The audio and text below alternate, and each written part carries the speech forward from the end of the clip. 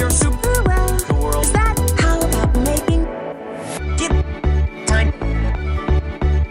Oh, get time back. It was our back. You mean to the get our time? How do I get anyone? Oh, get chaos and our bearing your spec. It was our back. You mean to the get time? How do I get anyone? Oh, get time. There's no back. It was our back. You mean to the get our time? How do I get anyone? Oh, get chaos and our bearing your spec. I'm back. You need the Skeksis. Hogarth.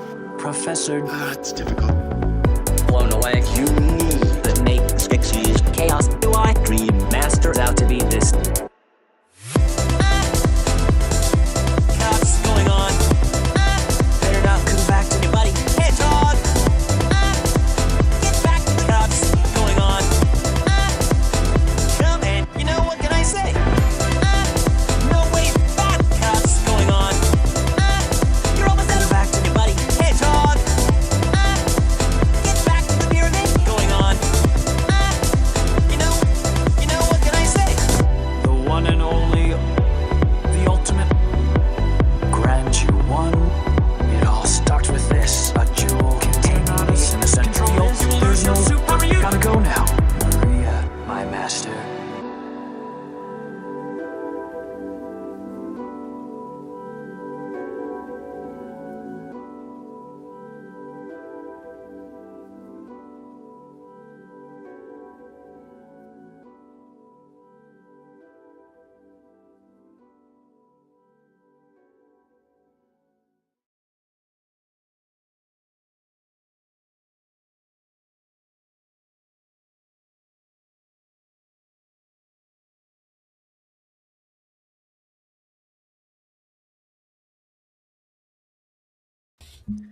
And done. Well, hello everyone, and welcome to the 15th Rumble². That's right, 15 of these babies. Woo! Bring it home. Although you should never be one should never be too proud of saying it because it tells you that there's still a lot more to talk about. So, but anyway, I hope you're all doing well. My name is Darren Moose, and I'm joined by such a lovely group of people that actually said yes, which I'm so very thankful for. But anyway, before we get started, though, we're gonna do introductions. Why don't we start with which would be like, let them know who you are, what you do, that sort of thing. Because we'll do all that other stuff later on. So, Jace, why don't you go first? Well, all right. I'm Jace with Cancel This Podcast, one third of the group that makes up Cancel This Podcast, along with the Dignified Cartoon Gentleman and John, my co-host. We are politics meets pop culture with snark, sarcasm, and satire with 2 podcasts a week. There's the main show, Cancel This Podcast, on Thursday nights at 11:15 p.m. It's late night done right. It's too crude for YouTube. And, of course, John and Digny cover Happy Hour at 5 p.m. Eastern on Tuesdays. A little bit of an earlier show and a lot less faith in humanity because those two are miserable. So it's kind of ironic. It's called Happy Hour, but then they're really unhappy. It's this whole thing. And throughout the week, I do video game streams, primarily JRPGs and now I guess retro gaming officially, because it makes me feel old, saying that now the PS3, the Wii U, that generation is now officially considered retro. And I now have gray hairs in places where I should not have gray hairs, apparently. So that's what we do. And of course, we pretty much go live about 6 days a week here on Rumble. And been here just past 2,600 followers very recently, and glad to be here. Always glad to be here, Dara. Glad to meet new people and hang out with new people and old people as well. It's been a while since I've been on a panel with Slay, but it's good to see him again. Well, Jace, I appreciate your candor and how amazing that is. The first time I did this show, I had no voice. You could say, technically it was their chat, but yes, you were very sick, but you still showed up anyway. Such a trooper. Trooper. And hello, Wendy. How are you? But thank you so much, Jace. I appreciate it. Anytime, brother. Oh, thank you. Kit, we'll go with you, Kit. Hi, everyone. My name is Kit Cabello. I'm the host of Hard Lens Media. We're an independent media network in the city of Chicago. Started in 2017, and I've been in the trenches of online media, commentary, politics, news, interviewing presidential candidates, senatorial candidates, Green Party, Independent, Libertarian. Seen firsthand the beginning of the censorship wave that we are all living in and the overall final jackboot that will curb stomp us all. So it's always great to be on here and see more people talk about embracing new platforms, new ideas. And, now more than ever, we have to stand tall in our fight for free speech, because as soon as that's gone, none of us are going to be able to speak. And you should not rely on a politician or any political party to save you just because they say things you like to hear. Okay, go to a strip club if you want to get lied to. Okay, seriously. I mean, just because you heard so and so candidates say something to you that you like doesn't mean they're going to do that. I used to support Bernie Sanders, and now he's a nutless wonder cuck in my book. That goes to 17 blue, and not to mention they all protected that scumbag Epstein. They're all part of the Epstein family club. That's where our tax dollars went. We had a revolution in this country to not pay taxes, and we pay taxes to pay our politicians to protect pedophiles. So some of these people do think the stripper really likes them, by the way. That's part of the problem. Yeah, but there's a chance the stripper really could like you. Let's get with the modern age, guys. It's not strippers anymore. It's only trans prostitutes. Right? So there you go. So yeah, in this and dealing with a legal nightmare of a headache. And you can check out our GoFundMe. All help is greatly appreciated because, bang my head against a brick wall. Hey, what an introduction that is, though. Let's just give it up for that. All right, thank you, kid, for that. Of course, I will let it go to the only female on this group. Hello, Beware. Hi, I'm War of the Moon. I do a podcast. I'm over on YouTube, Substack, Twitter, and Rumble. On my YouTube and my Substack, I do my podcast. On YouTube and Rumble, I do shorts. And then on my Rumble, I do gaming streams. And then on my Substack, I do horror short stories. So I do just kind of whatever I feel like doing. And it's all under Beware the Moon. So, and I'm not like exclusive to just horror when I'm gaming. I like to game a lot of things. Power World's been a favorite of mine recently. Nice. But yeah, that's kind of what I do. Rumble is the home base, though. Because I don't like being censored. I like swearing a lot. And I am old school. I call things the G word and also the R word, if you catch my drift, Are we only on Rumble right now? No, we're not on Rumble. Oh, okay, no. Okay. Cool. I stream to many different places, but that doesn't mean you have to be afraid of not saying something. So just keep that in mind. All right, sorry, Beware. No, it's okay. So that's kind of me and where I'm at, what I'm doing, stuff I like to do. Yeah, because she's awesome like that. Thank you. I did mean it though. I did mean it. So thank you for that. Let's go with the man himself, Ryan. How are you, good sir? I'm doing good, man. It's good to be here. Yeah, I'm really excited about this. Looks like we got a good panel of people, and yeah. So my deal is I host a show called RCAM. We go live every Tuesday through Saturday at 9 p.m. and we talk about news and culture and just the happenings going on in the world. Mainly like pop culture lately. I've been kind of moving away from politics. It's just also tiresome, to be honest with you. I'm just exhausted by it. So I'll be spending a little bit more time talking about that. But yeah, I love Rumble. I'm a Rumble stan. Really happy with what they're doing and excited to be here. Faker, he's a fake. No, liar,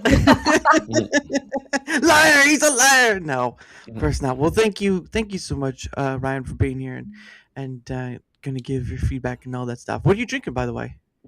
Coffee. Do you like it? It looks like you have a little creamer in there. A little bit, yeah. On weekends, I treat myself. During the week, I drink it black. I'm not a coffee drinker, so I have no idea, but I know some people like it full black and then with a little creamer. But of course, I gotta say, these keep me alive, Dara. These keep me alive. Hey. This plot twist. I died 5 years ago. I'm only animated by coffee. That's not a good sign at all. Oh, Slay, welcome, good sir. How about you go? Yeah, speaking of being dead and animated, hello, my name is Slay. I am a chibi skeleton VTuber. I multi-stream on YouTube and Rumble. I do mostly game streams 4 days a week, but I also do a variety show the last Sunday of every month, which is tomorrow. So Oh, nice. I'll be doing that. And in those, I kind of branch out a little bit more. I try to cover some different news, mostly by other news covered by other cartoons. Leftist Getting Owned and VTuber Babe of the Month are all segments on the Sunday show. That's pretty awesome. I think I saw that the what was it, the waifu or babe of the month. I think I saw that. Yep, and then on top of that, I also do just like basic content creation. On top of that, I do like clips from clip edits, music videos, and I recently branched into introducing some of my anti-woke poetry from back in the day that couldn't get published because publishers are all woke crazy people, and they didn't like that kind of thing.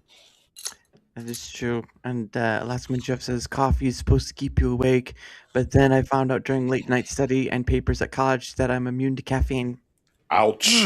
Curses. Thank God. Sorry. Curses. I knew the day would come. But anyway, thank you, Slave, for that. Much appreciated. Yeah, of course. Thank you for being part of this. And of course, I'm Dara or Daramuth, whichever you want to call us. Some people say Daramouth, and they're wrong. They're very wrong, and they're gonna get it one day. The meteor's gonna come from the sky. You're gonna smack them right in the face. That's how it's gonna be. But anyway, so a little bit about what Rumble² is. So a lot of people here use Rumble in some capacity. Now, I'm not just about all content creators, but people who use it in a different fashion, like users or whatever. They're welcome too. The point of the matter is, though, is bringing on people who use the platform, hearing their feedback, collecting that feedback, and then later turning it into a visual summary for all to see. And I've done that for about 14 other times right now. It's been a journey. Certainly, it's been a journey. But the point of the matter is, though, is to give not only credence to what's been said, but to also give that visualness too, because a lot of people can do a space or they can do a stream like this, but it's the after that's the issue. And really, majority of the time, they don't do anything after. So that's why I do it, because we need to have that visual of it, because sometimes you can dismiss what someone says. And Rumble, for as good as it is. Oh, hey, Mr. Steve, how are you? Hope you're doing well. For as good as Rumble is, it still has issues, and a lot of the times they can, as DJ Smoo has one told me, they kind of oversell themselves instead of being on par. So, point of the matter is, though, we're going to get started. The first question that I gave my guests 3 questions a week ago, so they've had about a week to think it over and mull it over. But the first question is 3 positive experiences you've had on Rumble that really stood out, 3 key technical support issues you've encountered on the platform, and 3 features or improvements you'd love to see implemented on your Rumble wishlist. So we're going to start with the first one, which is 3 positive experiences you've had on Rumble that really stood out. So we'll go with, of course, Jace. We'll start with Jace. Well, it's it's hard to just pick like straight up 3, but one thing I have noticed is that things are sort of turning the corner in terms of just sort of being what felt like suppressed, where now we're consistently getting a little bit more traction than we were getting prior. And I guess Rumble's realized that, look, I ain't going anywhere. I'm here. You're stuck with me. With this ugly face that you can't really put on a front page, with this loud mouth that you don't want to put on a front page because it might piss off the investors, the stakeholders, as you were.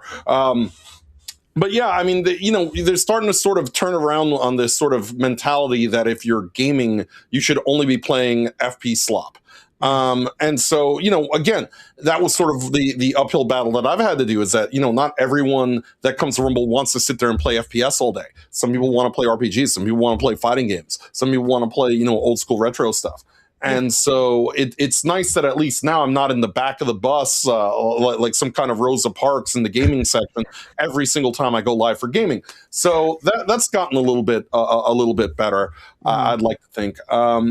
as far as the smoothness of studio, it's not as bad as it was. It still could use some polish here and there, but I noticed that as far as behind the scenes, they are slowly just getting it sort of up to snuff, where I'm not having as many errors, crash outs, erroneous information, these kinds of things. These things are important, especially going forward. Rumble Studio, if you expect us to use it as part of the creator program, it has to work. It has to work right. That's important. And I see that it's working a lot more smoothly. I haven't tried this Canvas 2.0 yet because I really don't do a whole lot of Canvas streams. So hopefully, it's running, pretty smoothly for you, Dara. I know Fuse Vegas has been, fiddling with it a little bit on the Tuesday night little gaming rants that we do. And that's important. I think that's sort of the big thing. I've also noticed I've gotten a little bit more proactive about when, hey, I request a new category. Yeah, it might be a little bit of a niche game, but, go ahead, throw it in there. Because, hey, some people may want to actually play these niche games like Final Fantasy 11, which has been out for 20 freaking years, by the way. And there is a group of people on Rumble who are like, yeah, I kind of want to play it. But I don't know. There's no Final Fantasy 11 section. People get worried about that. People get paranoid about discovery. If they think that if they play, I hate to say it because some people, they stream differently than me on this. They have a different mentality. Sure. That if there's no section for it, they won't get views. Therefore, they don't want to stream games that don't get any views. I don't give a shit. I will play whatever the fuck I feel like when I want to play it. And if people vibe with it, great. If not, whatever. Because I look at it this way. I would be playing the game anyway off stream. I just figure, hey, it's a nice bonus. Might as well just stream it and see what happens. Yeah. And I've been enjoying it ever since. It does add a nice little element to a lot of these older games that I play. But I have noticed that Rumble's become a little bit more Rumble realizes that you can be social without having a get together of 25 people playing Arc Raiders. It just it's understandable. It's starting to pivot a little bit away from that. Maybe I should thank Marathon for that more than Rumble. Maybe these live service games are finally run their course. I don't know. Right. Yeah, understandable. So you want to restate your 3 again, just to be clear on what 3 your positives, if you have to. Yeah, the Rumble Studios working a little more smoothly. They've been a little bit nicer to me in terms of not suppressing the absolute shit out of me. And now I can't remember what exactly because now I can't remember how I worded that third one. Right. But yeah, exactly. I'll figure out the right wording for it later. No, you're fine. Yeah, I just wanted to so that way because you're free to speak. Adding the sections, being more proactive about adding new sections when they're requested to Rumble. They've been a little bit faster about that, quicker on the draw. Used to be you request something and 4 months later it's still not there. Now, maybe I may have to request it still a couple times, but at least in like about a week or two, it'll eventually show up. I mean, look, when they finally add Suikoden to the gaming section, I've done something right, apparently. That was actually a complaint my buddy had. Resident Evil Requiem wasn't available as a category when it dropped, and it's like, how did they miss that? Like, yeah, oof, that's a big oof. Yeah. And that's understandable, but I think we'll get to the issues part later. But thank you for that, Jace. Much appreciated. Let's go, Mr. Kit. What are your 3 positive experiences you've experienced on Rumble? First of all, I would say definitely getting involved in the Rumble partnership program, being verified, and it's interacting with a human being. So I've been in this business now since 2017, and let's face it, everything's going to AI, and whether you like it or not, artificial intelligence is going to play a role in creating thumbnails or doing videos or production, and even there's outreach. I could say, at least for this point in time, Rumble, if there's off chance somebody from Rumble's listening, keep human interaction with your content creators a main thing, because when you speak to a human being and you speak to them via a Zoom call or any kind of conference call and they are with Rumble, it is like a rare privilege that you have to think like, okay, is this an actual thing that I'm dealing with? Because there have been numerous times in which I've dealt with the YouTube censorship. 9 times my channel has been censored, suppressed, terminated. 9 times. I'm the world heavyweight champion of fucking up. But all it is just really just saying my opinion about current events and politics. And I say this as somebody who's politically on the left, but my God, there are so many thin-skinned people out there. So when it comes down to Rumble, I'm at least able to have a platform and speak to technical support. So that's one thing, a human being, which is which at this point is a privilege. Right. To speak to a human. So and again, it's like a rare when I actually spoke to a person, it's like, oh, people do exist. Number 2. Yeah, I know. Yeah, like a person. Wow, you're real. And now we have to worry about AI. Am I AI? Are we AI? Now we got to work. Now, number 2, when it's using the Rumble platform, when I'm at least uploading video content, there's the option of notifying my viewers. You know, and listen, we all want to grow. Anybody that tells you, look, that they're happy where they're at, yes, you should be. But the whole goal in this business is to get more followers, subscribers, etc., more views, because this is a passion. Yes, for some of it's a hobby, but for all of us, you know, I mean, we all dream of growing and doing the grind and doing that kind of thing. So the notification, I noticed, like, for example, if I'm uploading a video that I did on the live stream that I'm editing, there is the, like, you know, cell phone notification for the mobile app. I like that. I like that because it's like it's an additional way of telling people, like, hey, I'm here. We uploaded new content, because in this day and age, you're competing against a lot of people. And if there are ways in which your followers, your subscribers, you know, the people who watch your show are notified, that's great, because at the end of the day, it's your viewers and fans that make you do what you want to do. And you got to remember why you're here, because there are people who are spending precious hours of their time, seconds, minutes, hours, to watch you when they could be watching somebody else. Yeah. So, you know, I mean, that is the thing. Like, okay, a group of people are watching you. So, like, the notifications. Another thing, and perhaps maybe I'm gonna be alone in this one, but Maybe. Probably alone in this one.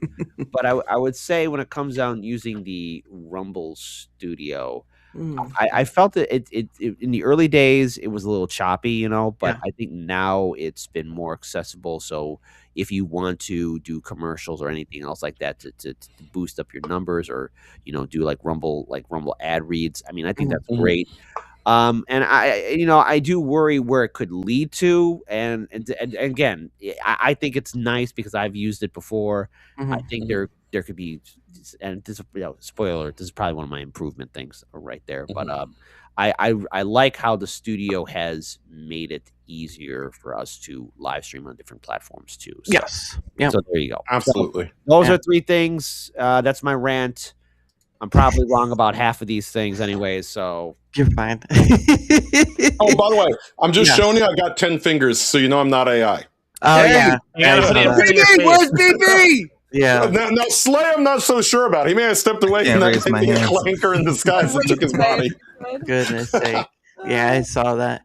But anyway, thank you, Kit, for that. Much appreciated for your feedback. Ryan, why don't you go next? All right. My positives are, I think Rumble actually has pretty top-notch customer service. I really appreciate their customer service. Anytime I have an issue, man, it's like they either already resolve it by the time I reach out to them, or they're working on it, and then they're also innovating and thinking of new features, and I like that. You know, I'm not saying they're perfect, but it is something I really appreciate, especially having to deal with, like, Twitter or X's customer service, which is non-existent. It's the most egregious thing I've ever had the displeasure of dealing with. So service? Yeah, it's not customer service. It's a customer nightmare. It's awful. I hate it, man. I hate it so much. So there's that. I think that's positive too. The community, man, I really enjoy connecting with other creators, and I think largely everybody has been really supportive that I've interacted with, and I have had generally really good experiences with other creators, and I think that's cool. Even meeting up with some of these people in real life, you know, they had that event in Atlanta. I was there, and it was awesome. You know, it was really cool just getting to interact with these people face to face, and I really enjoyed that. And it seems like they're doing one right now in Boston, so I think that's good. It's good to actually have in-person events, especially too, like, just for your soul, man. We're creating content all the time, you know, we're chronically online. It's nice to actually get out and meet people. And then they are consistently improving, and they have infrastructure that can't be shut off by, like, Amazon or Google. I really like that. I think that's great. Yeah. Yeah, we'll look at that part. But thank you, Ryan, for that. Yeah, it's definitely they're trying to build the server their own cloud. I believe it's their own cloud. But yeah, certainly a lots to go for that. Let's see, Slay. Why don't you go next? All right. Well, I'm kind of a newbie with Rumble. I've only Sure. been on Rumble for 2/3 of the time that I've Mm, been a content creator, sure. and but so far from my experience, one of the really good things is, like it was mentioned, the community. I've met other content creators that I probably wouldn't have, or met or found people to watch that I otherwise probably wouldn't have found through the YouTube algorithm alone, Right. and interacted with people that if it was just a YouTube stream, I probably wouldn't have had a chance to get to be on panels with them and stuff like that. Yeah. Another good thing was good moment was when I first reached 100 followers, because I did that on Rumble faster than YouTube, so I was at 100 here way before. And then the things that kind of come along with it, this kind of leads into the third big one, which was getting accepted into the creator program. Right. After that, it took a little bit for them to get back to me. I was unsure, but glad that it went through. Unfortunately, I think I jumped in to the deep end a little too soon, because I wasn't able to meet my requirements for the month. Right. But eventually down the road, I will try it again. Yeah. It's always open to try before the new month begins, because I think it's like you have to stream 1 hour through Rumble Studio, and then the other requirements to be part of, and then they're good. But yeah, so hopefully that pans out, because some people get in late, so that's how it goes. But thank you, Slay, so much for your feedback. I appreciate you. No problem. I saw you doing hand gestures there, but what's going on? Getting interrupted, typical. Live with other people. I was waiting for you to like. Almost. If it makes you feel better, I got a 73-year-old mom who wanders in here and does stupid shit in the middle of streams all the time. Yeah, it's either my family or my dog. Someone's got to interrupt me. The other night, my mom got him a clock from a submarine, because he used to be a submariner, and he came in while I was streaming, and he was like, "Look at this!" That's great, buddy. I'm so glad you're excited. Goodness sake! Oh my goodness! But anyway, go ahead, young lady, and share your 3 positive experiences. It's gonna sound like we're all kind of jumping on the same bandwagon. Number one is always community. There you go. Yeah, like good. I love the Rumble community. I think it's great. Mrs. Mam's one of my best friends. We stream a lot together. And like we. Oh, you're freezing up. Oh, she froze up. Uh-oh. She got interrupted again. Yeah. You're freezing up a bit, so you might have to start over a bit. Okay, is it good now? Yes, you're good now. Okay. Like the community, like Mrs. Mam is one of my best friends in real life too. We still haven't met in person to person, like real life, but we'll call each other up. We'll do gaming outside of streaming. She's genuinely one of my very good friends, and like the community itself. You don't expect to see it from the bigger guys, but like, Silver Fox is very much someone who has been big since I started on here in the gaming category. And he's like, all tides raise all sails, or whatever that saying is. Like, he's very much like, whatever's good for the platform is good for all of us, kind of a thing. And he's very much about like, a lot of these bigger streamers are very much about like sharing the love and spreading the Rumble love, which is great. Instead of everybody kind of stepping on each other's heads to get higher, everybody kind of tries to lift everybody else up, which is super cool. Very rare on the internet, period, let alone on a streaming platform. So, right. Another positive experience has probably been the creator program. I mean, it's like Kit said, like we all want to grow. We like even if this is a hobby for you, it's nice to earn something while you're doing this. It just Right. is. Like if I'm doing something I love and you give me money for it, that sounds amazing. I'm not going to say no to that. Exactly. So like I think that their requirements for it, I think are stop talking, dog. Don't worry, mine will join in any minute now.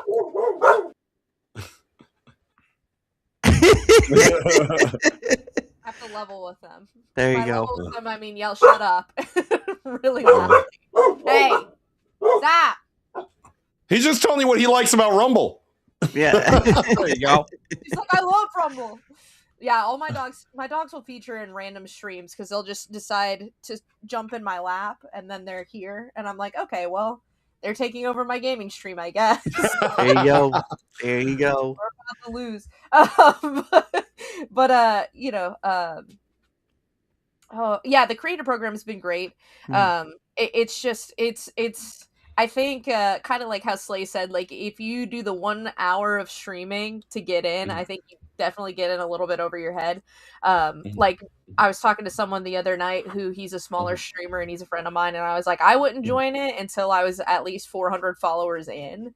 And I consistently had about 8 people watching per stream. You know, I mean, like sometimes you're gonna have less, sometimes you're gonna have more, but like that is a good kind of where to begin on that. Because you won't hit your specs. Early on, that 20 chatter requirement is a bit of an uphill battle when your channel is relatively new.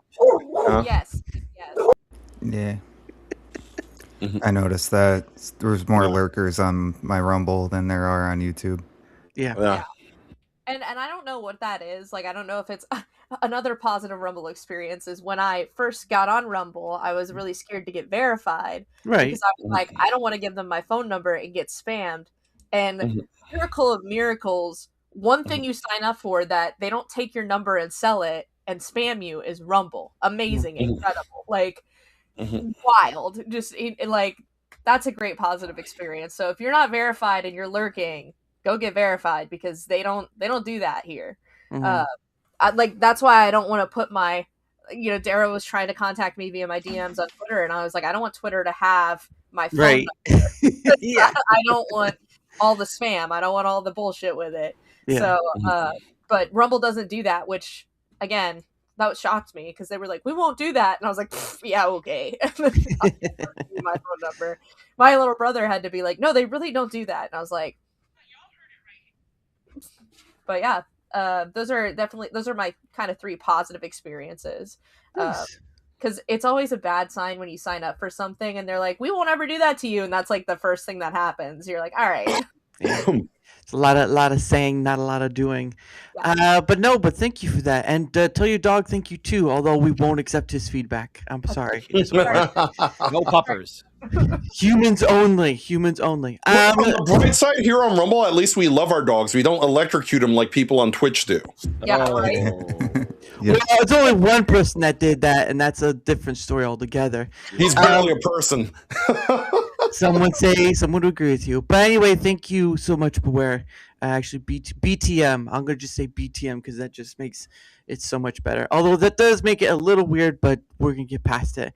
BTM for the win. People refer to me as Moon. Moon. We'll go with Moon then. But for my 3 positive experiences on Rumble, first, of course, is obviously day 1 monetization.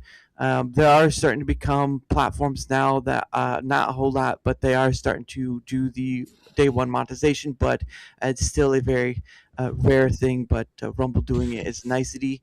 The second one is, of course, community.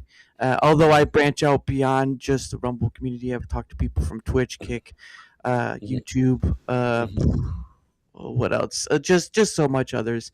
So there's that, and of course the third thing, my positive is of course Rumble Studio, despite its faults, because it does have many, is that it is something that I believe there's no other platform that has something like this. I don't believe any other platform has their own cloud broadcasting software, which is what Rumble Studio is.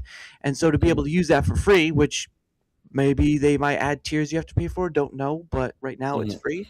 So those are the three things right there. So my three, again, reiterating, is community, day one monetization, and of course the use of Rumble Studio, because I don't, despite its flaws, it's that one, I believe it's like their golden egg, at least from my perspective, but that's just me. But anyway, that of course concludes the first question. On to the next question, which I know a lot of people are going to have their say, but that's why it exists. All right, that's why it exists. So the second question is 3 key technical or support issues you've encountered on the Rumble platform.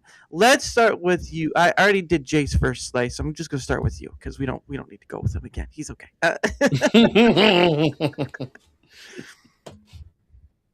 Who are we starting with first? Who are we starting? Slay. Okay. Oh, okay. Yeah, sorry. So this is the three key technical or support issues you've encountered on the platform. All right. So, like I said, I don't have too much experience with it because I do use Rumble Studio as my It's like a backpack program for me. Sure. I use OBS because I'm a VTuber, so it's a little bit different for me. But I've only had one major issue. It's where I got locked out of the studio and I couldn't get back in.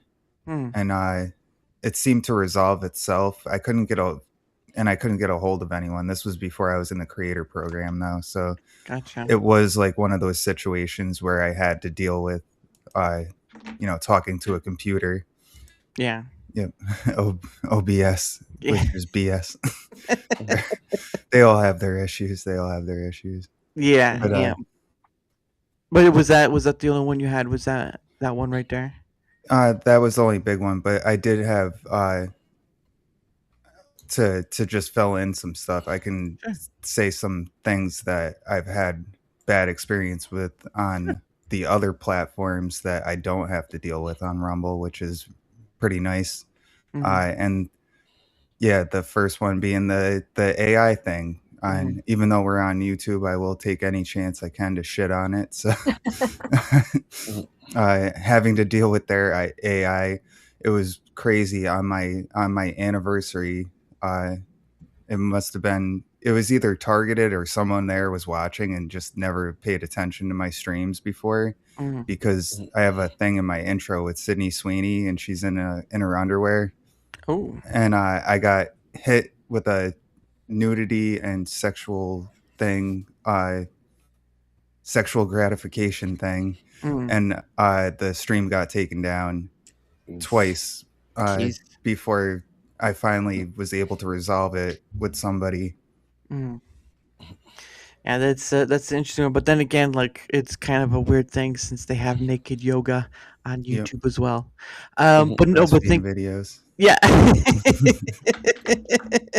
Yeah, make sure you look at your backyard first before you start throwing that stuff around. But anyway, thank you so much, Slay, for your feedback. Let's go with Mr. Ryan. Why don't you give your 3? So just a couple, not huge issues, but like sometimes my Twitch and Kick stream will degrade or won't work through Studio. So like I'll have to relaunch it. So that's kind of annoying.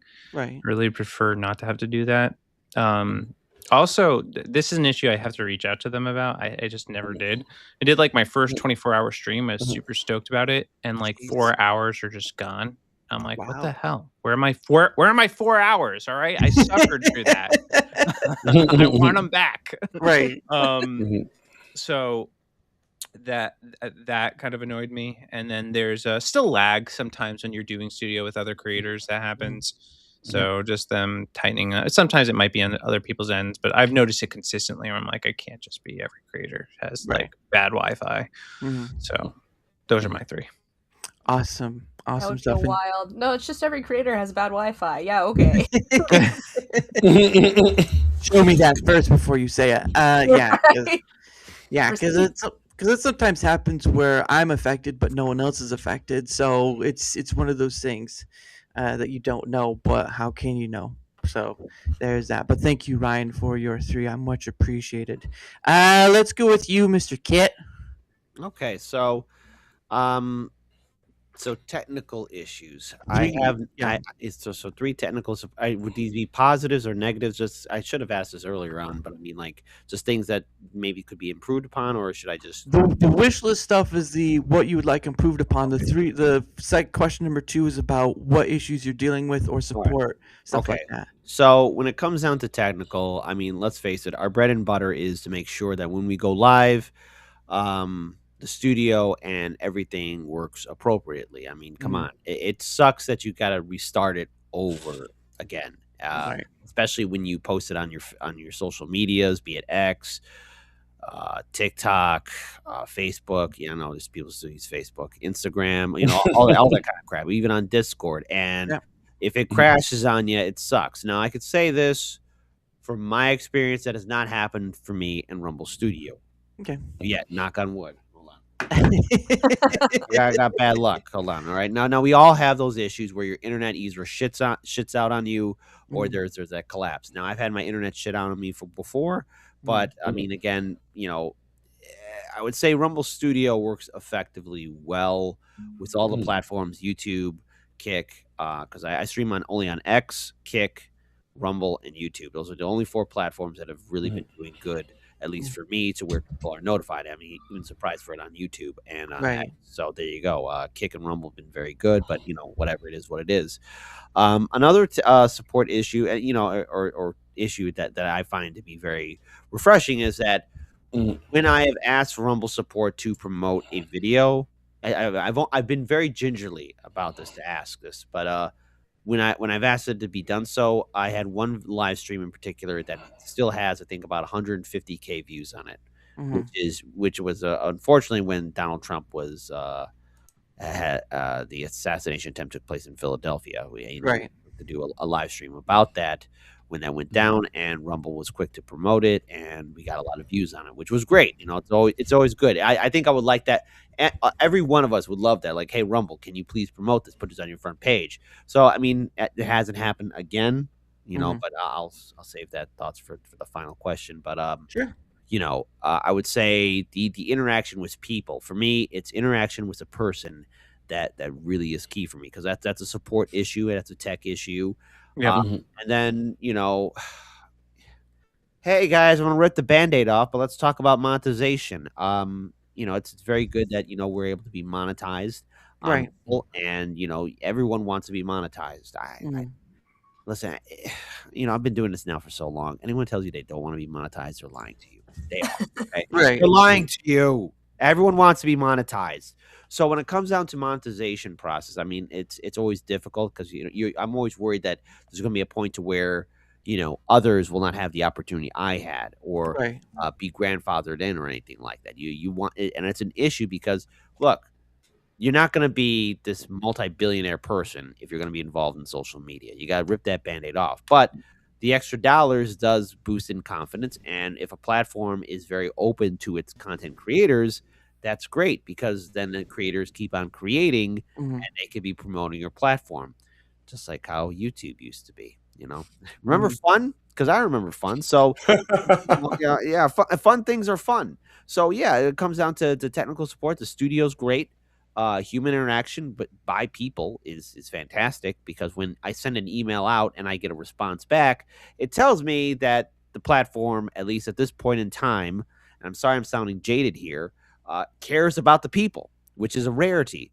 And then finally, monetization. I think, and look, I'm going to use monetization as a support thing, because we all want to be monetized. We all want to earn extra income, and we all want to make sure that our fans are satisfied with the work that we're doing, so that we can improve ourselves even further.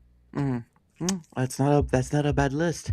But yeah, no, definitely, certainly on that regard. But monetization, yeah, it's always interesting. We'll see how, like, not all places do the day one, but we'll see if that changes in the future for either upcoming or whatever. But thank you for that, Kat. Much appreciated. Let's go to next to Moon. I just want to say it like that. Moon. Go ahead, Moon. I've had the exact opposite experience for the most part with Rumble support. Over the last 3 years, I've sent maybe 6 support emails to Rumble support asking for help with certain things or with questions, and I only received a reply for the first time ever in like the last 6 months, and I was shocked I got a reply. Oh, dang. Yeah. I don't know what it was. I know like Rumble used to very much be like you had to have an in order to get certain things done or to get replies. Yeah. And I had another friend who was a streamer. He's not anymore. He does other stuff. But he had some kind of a tiff with someone, and because I was friends with him, I felt like that's why maybe I didn't get responses. Right. Because he had stepped on some Rumble not creators, some creators, don't get me wrong, he definitely did step on their toes, but also some Rumble staff members' toes. And so he and I would stream together frequently and we would hang out. He and I are still friends. And I felt like because of that, maybe my emails got ignored. That was literally the only thing that I could think of, the only reason. Because I would email, follow-up email, nothing. And I'm not even counting my follow-up emails as like me emailing support, because that's just a follow-up, it's not a ticket, right? But I would get no replies. And so I was like, okay, cool. So that was my experience, and like I said, I think it's definitely changed. My first ever response happened within like the last 6 months or something like that, and it was really good. It was actually in response to they had just switched up their search engine, which is probably my other technical issue that I want to talk about. Is their search engine is trash. It's much better than it used to be. Don't get me wrong. Like, it used to be you would search up Moon and you would get the randomest stuff pop up in your search results, and you're like, why is this even popping up? This doesn't make any physical sense. But even like I went to test it right after they redid their search engine years ago. Before I streamed myself, I was on my brother's stream. We did Mystical Ninja for the N64. And so I was like, I wonder if I can find that in the search engine, because it's been years. And I looked it up in the search engine, and of course, nothing I typed would bring it up. And so I had to then go to his page and then scroll back like 20 pages in order to find those streams. But yeah, that's another thing that I wish Rumble would get a little bit better about. And that's kind of like, to me, that's a key issue. Like, if you can't search things on the website, how are you going to use it? That's just rough. And then I think for my other technical issue, I absolutely I have the tech capacity of a drunk raccoon. Like, I need someone to hold my hand and walk me through a process. Like, it's awful. Like, I really need you to be like, okay, sweetie, here we go, and just take my hand, and like, and I get distracted and think, no, come on.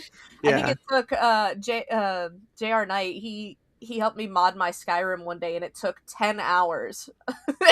And I was like, this would probably take 3 hours if I wasn't an idiot. But God bless him. He didn't even yell at me through the whole process. I was like, good. Patience of a saint, man.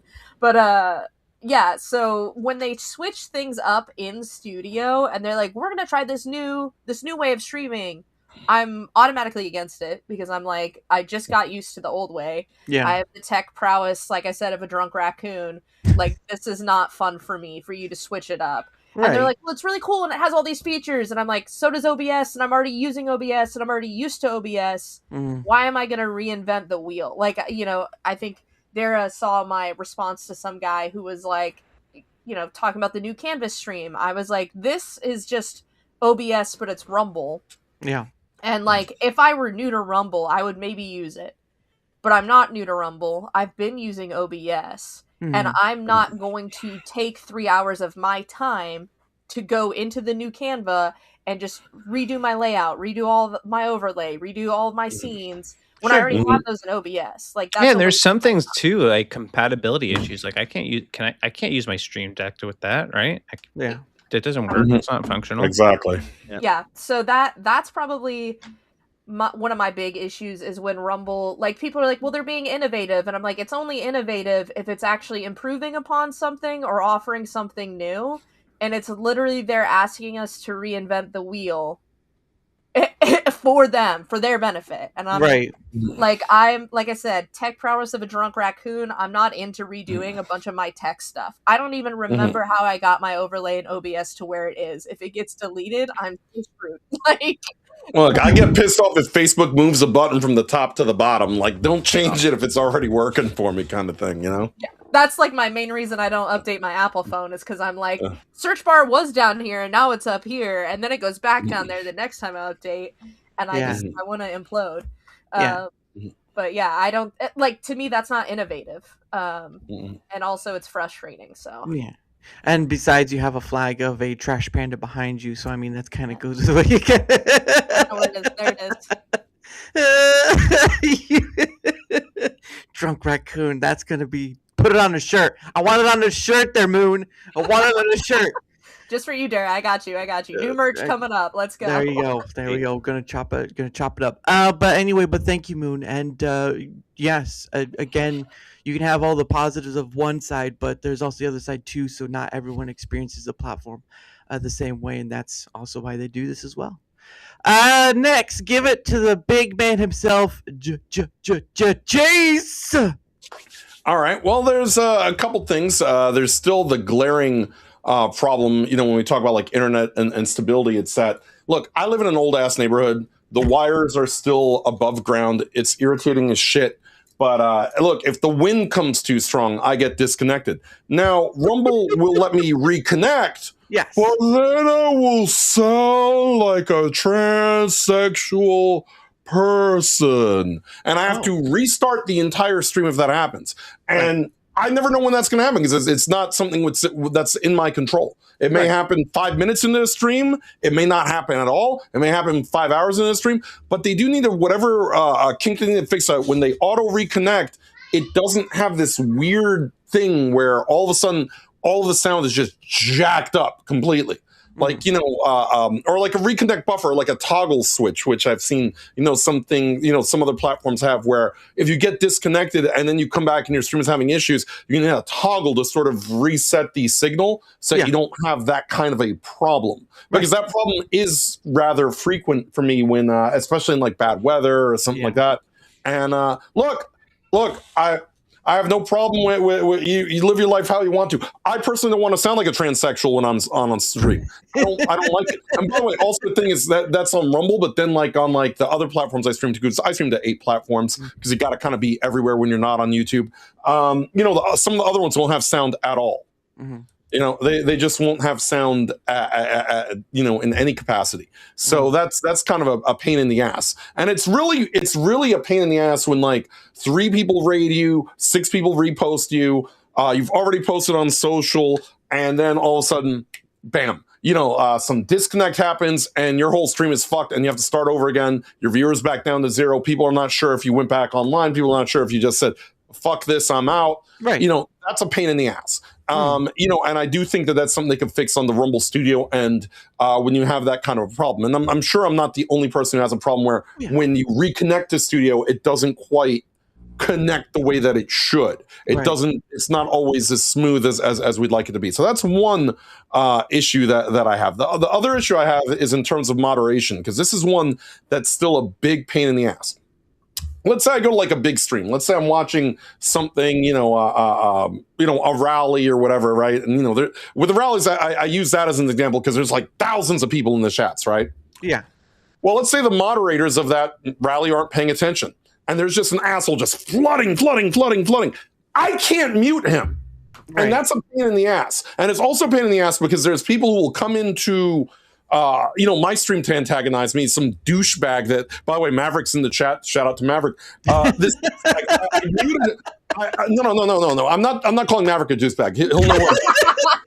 You kind of were. It kind of was close. It kind of was close. Shots fired at Maverick. He's not even doing anything in the chat, man. No.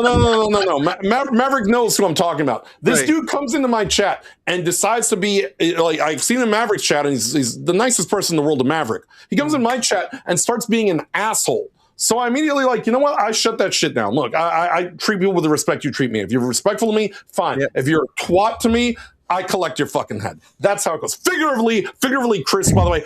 I do have to still say figuratively, even though it's Rumble, because Chris thinks when I use euphemisms that I'm literally going to kill somebody. He actually took away my he took away my ad reads for like 2 weeks, which I'm still irritated about. That was 3-4 months ago. I'm still irritated about that because I used a figure of speech that maybe I should become a backstabber like everyone else at my job. I was venting my frustration at my day job, and he made it sound like I was literally talking about killing people.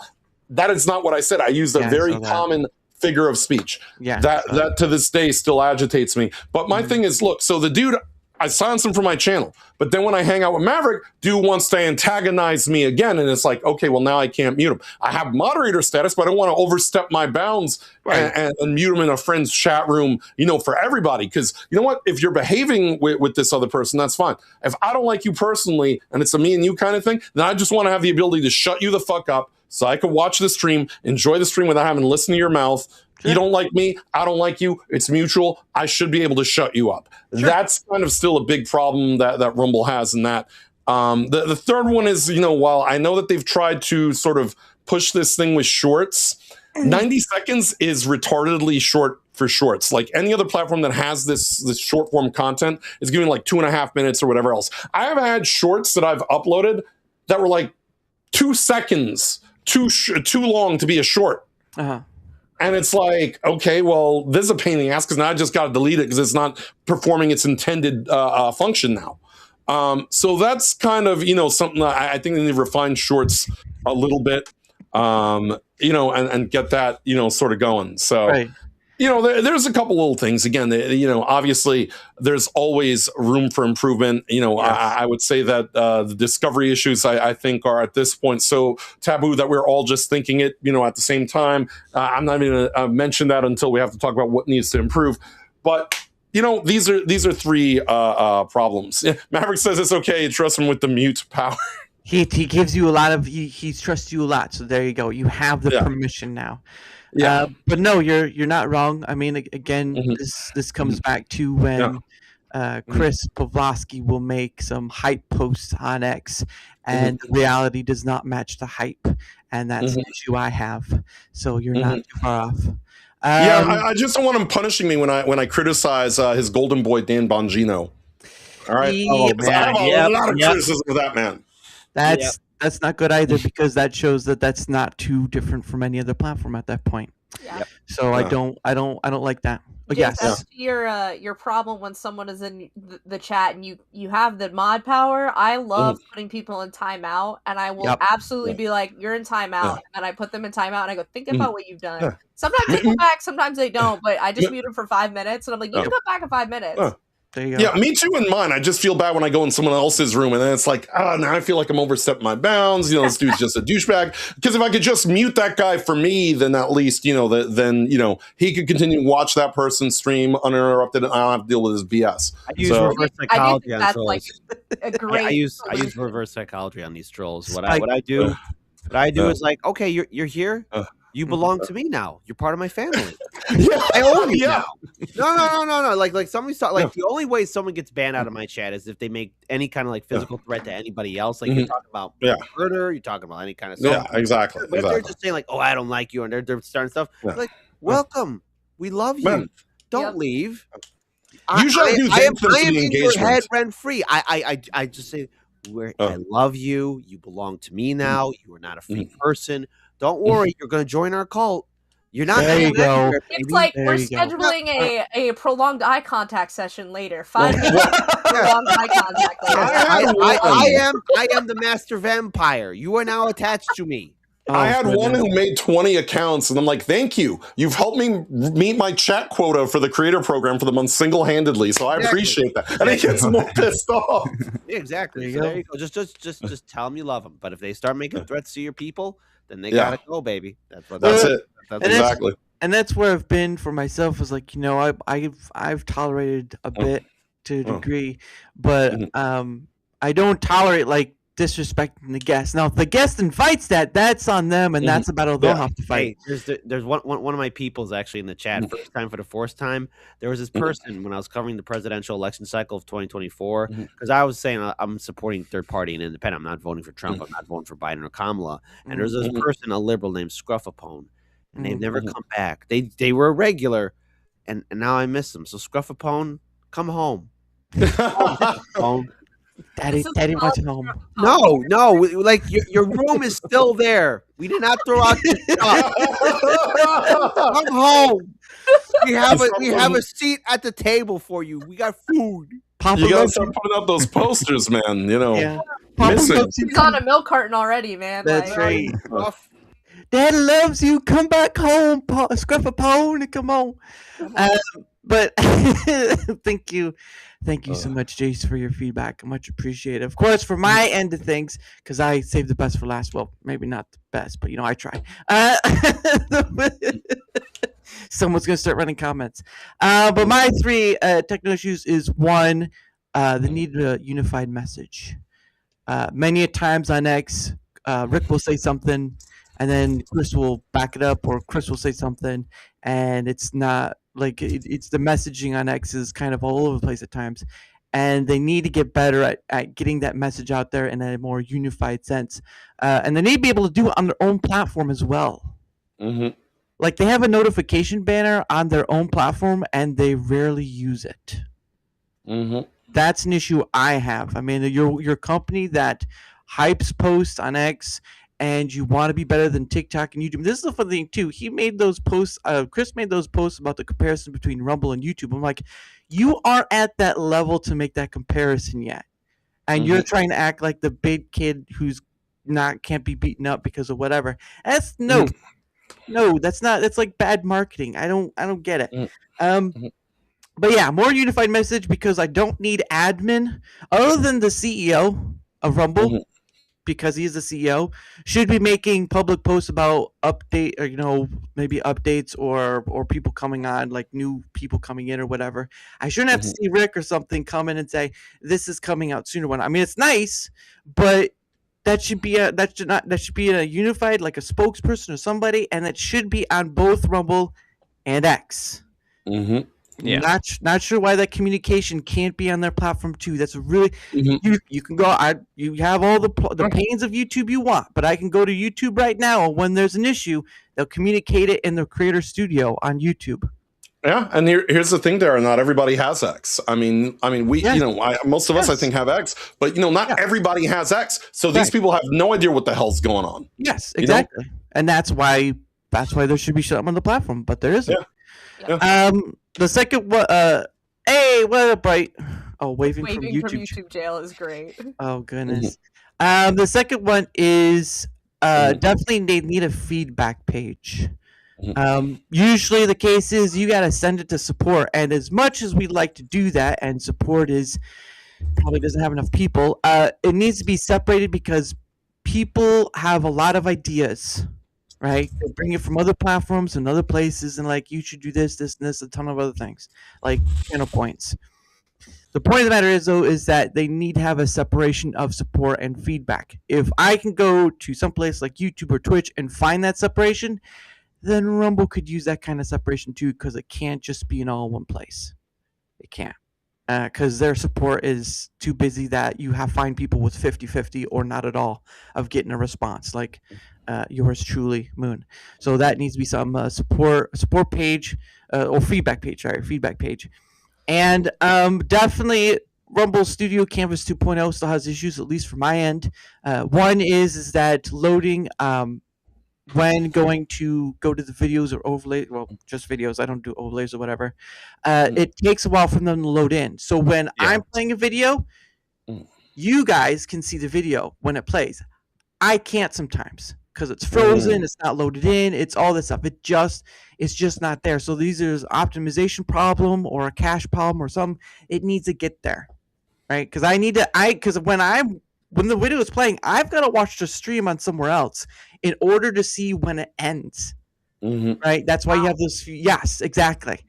Because yes, it's still in beta, and I hope they keep it there until it's ready to go. Because when the first Rumble Studio came out, they were just like, nope, and it was out, and it was still having issues. You remember Moon? Oh yeah. But Rumble Studio, I do. Like a warm baby. Whoa. Yeah. I will give some lenience to it though. Rumble Studio, the Canvas 2.0. Obviously now streaming outwards, you get the 1080 again. Beforehand with the other one, it was stuck to 720. That's what I've been noticing. While I'm still getting used to Canvas 2.0, it does make things a little easier. Like in order for someone to get heard, you have to bring them on. I will give them this. They finally got to where if someone doesn't want to show their face on camera, they can finally have that pulse icon with their PFP in it. Like here, like I can show you right now, like this. I can finally have that now, where that wasn't a thing before. Only other issue. Oops. Oh, come on. There we go. The only other issue though is that my guests still cannot chat out from Rumble Studio. And it's funny you mentioned that too, Dara, because I do remember you had a Dara chat with the dignified cartoon gentleman, and it just sounded like the voice of God because he did not have that ability to just put a picture on, and then you all found out at literally like 2 seconds before the show went live that was a problem. Yeah. So I do remember that. I do remember that being an issue. So for all the niceties that Canvas 2.0 is, it still needs a bit of work, some optimization, and obviously maybe something with cache. Because honestly, if I can't see my video play and it's not at least somewhat matching close to the outward, that's an issue. So to reiterate, my three technical issues or support issues are: one, they need to have unified messaging, whether it be a spokesperson or some. I should not see admin majority of the time saying something coming up at Rumble. It should be either a spokesperson or Chris. That's it. Unified message across the board. Second, feedback page. Need to have a place where people can put feedback instead of having them email it to support, because that's just support is having its own issues of answering pretty much everyone. There's that. And the third one, of course, is Rumble Studio Canvas 2.0. Still needs some work. I like it a little bit, but I would keep it in beta until those issues are taken care of. Otherwise, it's going to be like last time. And yeah. So, but those are my three, and thank you all so much for yours. The last one out of the three questions is 3 features or improvements you'd love to see implemented on your Rumble wish list. So can I go first here? Because I got to get going. Yeah. Go ahead. Sweet. Thank you. So one, I would like them to have, I don't know why they don't have this already, but in-app editing features for Rumble Shorts. So primarily if you're trying to get people to come over from TikTok or Instagram or YouTube, you need those, or YouTube, but mainly it's like YouTube just now got their app, so that's kind of cool. But you need these editing features. You need the filters. You need all that to be competitive. And I don't know why they don't have it, but they need to have that in there. I think it's really important if they're going to try to actually be competitive. You need to be able to give creators the ability to make content using the app. So that's one. Another one is I would prefer to just be able to, like, I have to use the Rumble Studio for the creator program, but I would like to just start my stream right from OBS, not go through the extra step of having to hit start stream in Studio. That would be very nice. And that's another thing too, that a lot of people, when they come over from Twitch or Kick, they're not used to that, and it's an extra step that I just think is unnecessary. So just having that built in would be nice. And then another small thing is like better ways to edit and organize my playlist. Like I shouldn't have to use Tomby's plugin to edit my playlist. That should be something that's default in the app. And just one more thing too is being able to easily follow people from like your comments or shorts or something like that. Threads has that feature where you can kind of easily follow somebody right from the comment section. That's great, without having to click their profile and hit follow. Just simple things, but I think that would definitely be beneficial for the platform. Yeah. So, but since you are leaving, if you want to, criminy, why can't I? This is a problem. I've got to. See, there he is. He's demonstrating the problem. I'm trying to figure out how to get. No, really, I can't even. There we go. Hey. Okay. Go ahead and promote yourself. This is the best way I can do it. Promote myself? Yeah, well, you said you were leaving, right? Oh, yeah. I'm Markham, and I talk about pop culture and news and all that fun stuff. I go live every Monday, or it's Tuesday through Saturday at 9 p.m. And I'd love for you guys to join in, tune in. We have fun, and I appreciate the opportunity to come on and talk with y'all, getting to know some of you guys. Definitely be checking out some of your streams, and thank you for having me, Dara. I appreciate you, man. I know. Thank you for coming on and giving your feedback. And again, his links are down in the description below on both the Rumble side and YouTube side, because I can't really do anything with Blaze because I'm streaming there as well. But yeah, if you want to see more of Arkham, you can just check him down in the description, and you'll find his stuff. So thank you again, good sir, and I hope you enjoy the rest of your weekend. Thanks. Deuces, guys. Take it easy, man. Good to meet you, brother. Nice to meet you, man. All right. Well, now we're getting to the. Why am I down here again? Get back down. Nope. We're gonna put. There we go. But all right. Have a good one, Wendy. Sleep well. But we'll get onto the third one. To reiterate, the third question is 3 features or improvements you'd love to see implemented on the Rumble wish list. Now that Ryan has given his, Jace, why don't you give yours? All right. Well, the one that I still keep asking for that I wish they would really do is that we can only have one direct RTMP at a time. And that is sort of a double-edged sword, because I like to, schedule cancel this podcast in happy hour ahead of time. This way people know it's there. People could save the link. People could save it for later. But now here's the thing. Let's say something happens and I suddenly want to cover some news before that point, or maybe do some video game streaming before that point.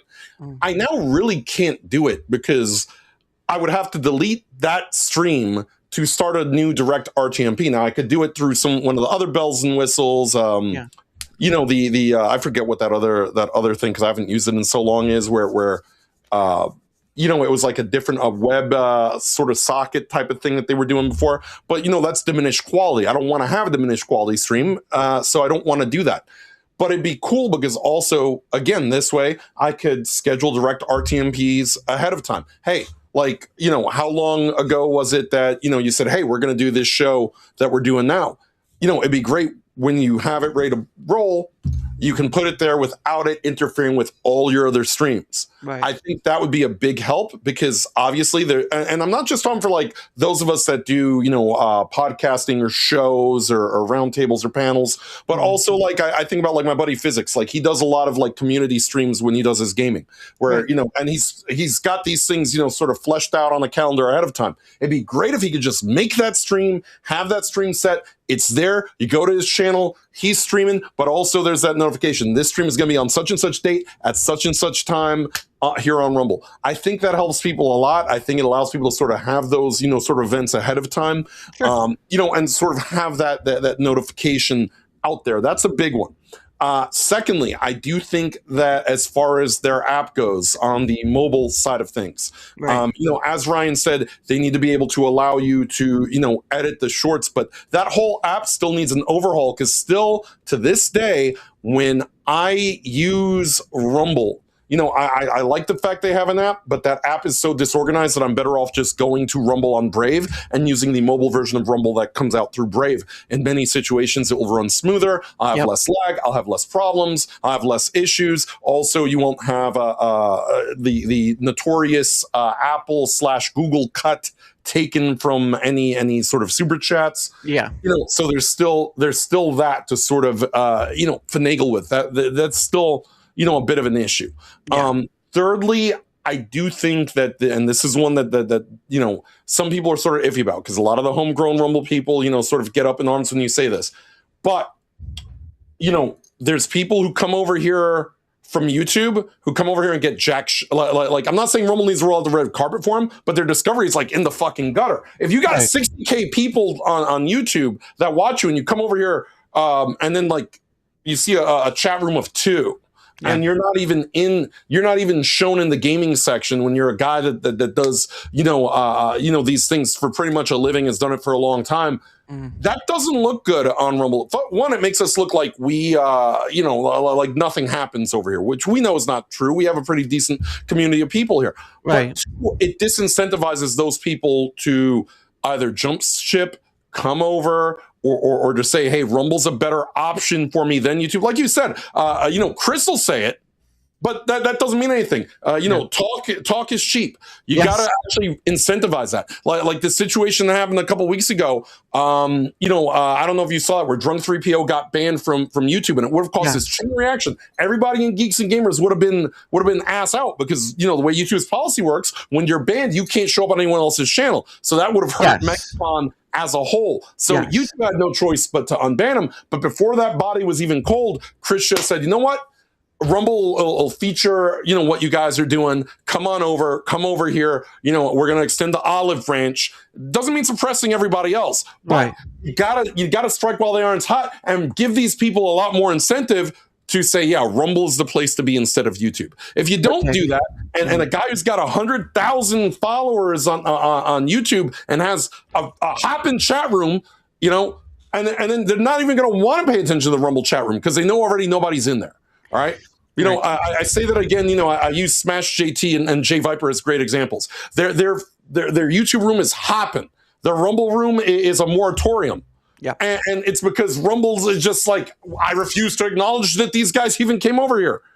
You gotta, again, you don't have to give everyone a contract. You don't have to give everyone preferential treatment, but at least give them some kind of treatment to say, this guy's over here streaming the Rumble. Come check him out on Rumble instead of YouTube for this reason, this reason, this reason, this reason, this reason. Because you know what's going to happen? You're going to lose out on those people, bringing people in, people that will become, either content creators or supporters of other content creators here. That is how you create discovery. It should not have to be this thing where we have to essentially beg Rumble to get other people who are not aware of Rumble yet to notice that Rumble even exists.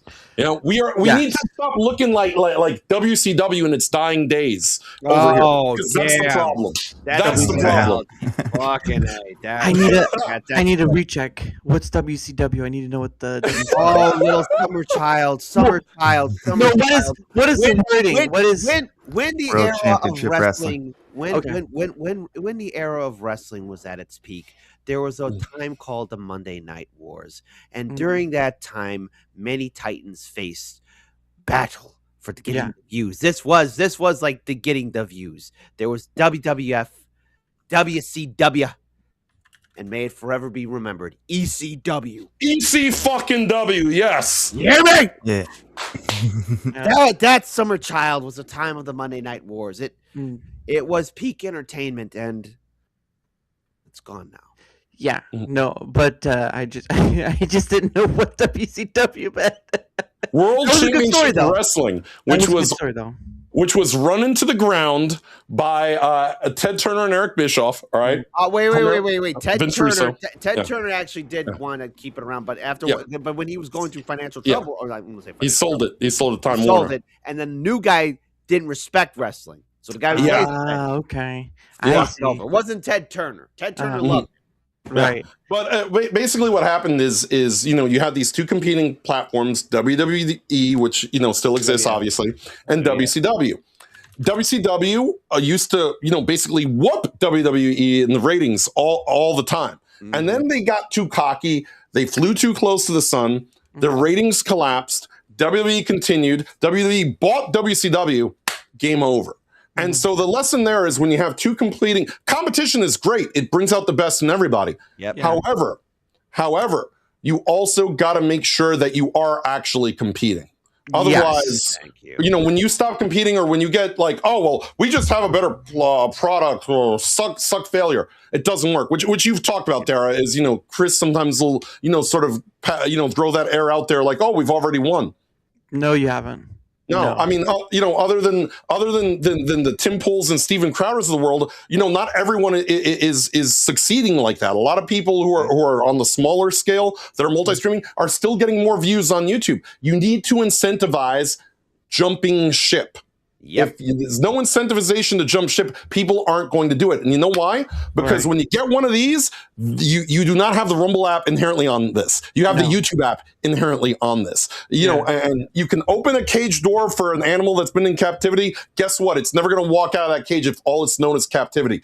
You have to play these cards a little better, a little more efficiently. Get these people over here. Get these people to come over here. Incentivize it. I guess the most recent, we've got, I guess, like Tectone, Asmongold, two of the larger content creators that are now coming over here. But you got to get those people to now sort of, branch out and watch these other content creators. It's great these people came in for Asmon or Tectone.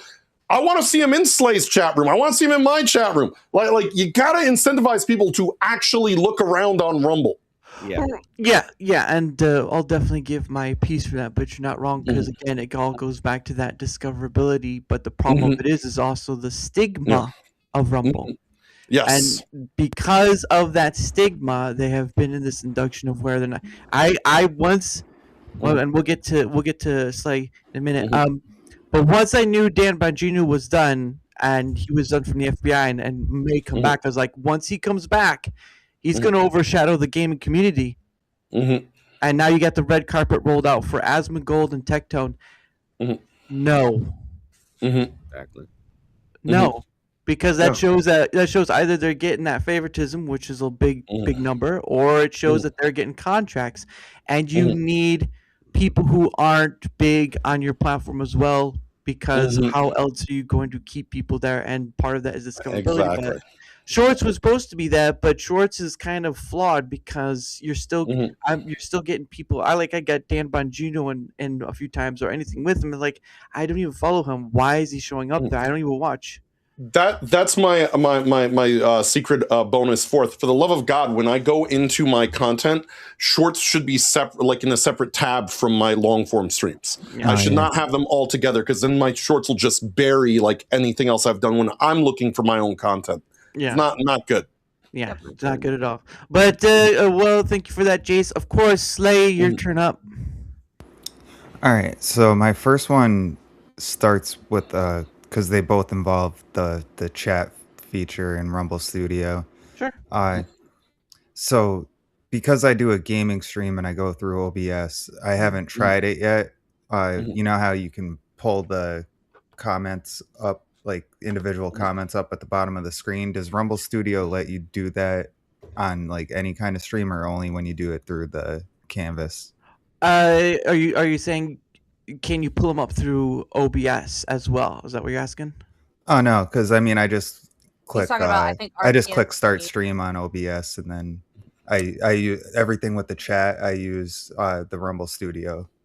Yeah, you can have them appear on the screen, live chat. I think you have to flip a toggle within Rumble Studio for that to be a case.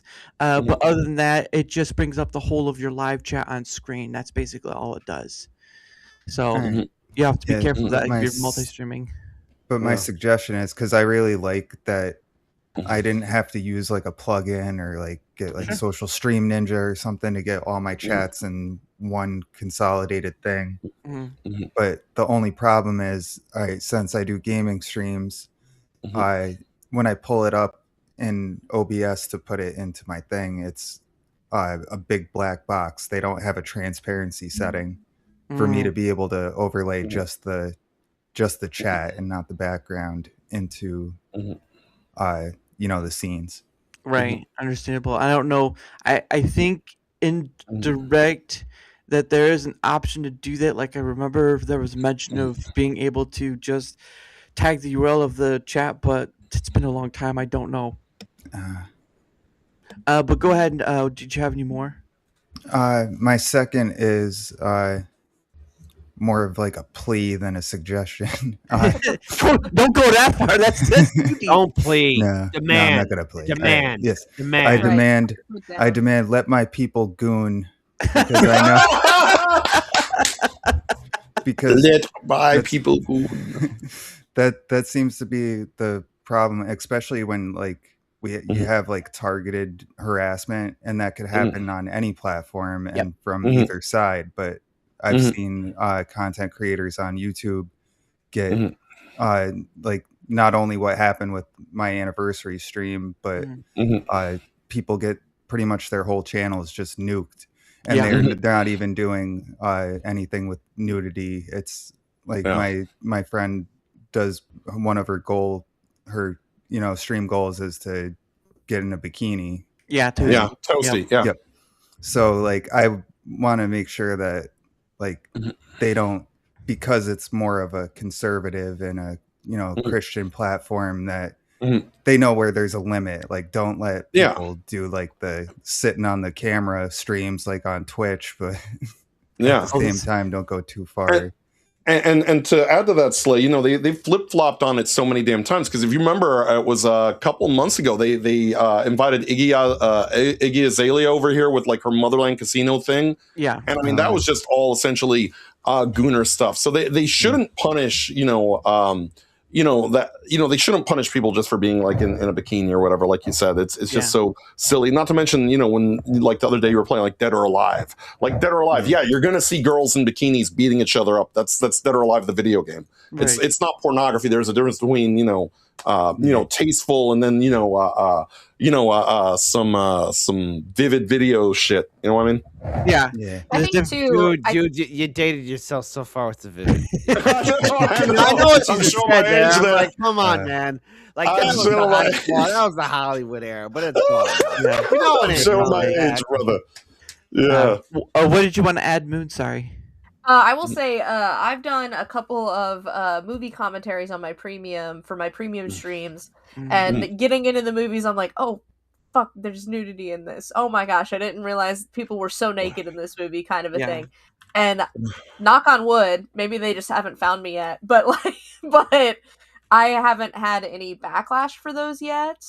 Yeah. I don't know if it's because it was a movie. I don't I mean, I also have the rating of the movie in my title. I know Cat will put like 18 and up only for some of his video games that have like inappropriate stuff in them, and that seems to kind of help mitigate that some. But I don't know where the line is either, because like you said, Jason, they kind of flip flop on that. And my thing is, and I'm always paranoid of it, because we had a situation back in November where we were doing where for every super chat, my co-host John would take a shot. It was his birthday, and he got so drunk that we conversate on different topics, and we're commentating on what a piece of crap Bonnie Blue was. The problem is that he was so drunk that he pulled up the Google search for Bonnie Blue with his safe search off, and it was like a 1.5 second of just. Yeah, and I'm like, oh no. That's sure what. There's way more content to be found with her with clothes off than clothes on. Exactly.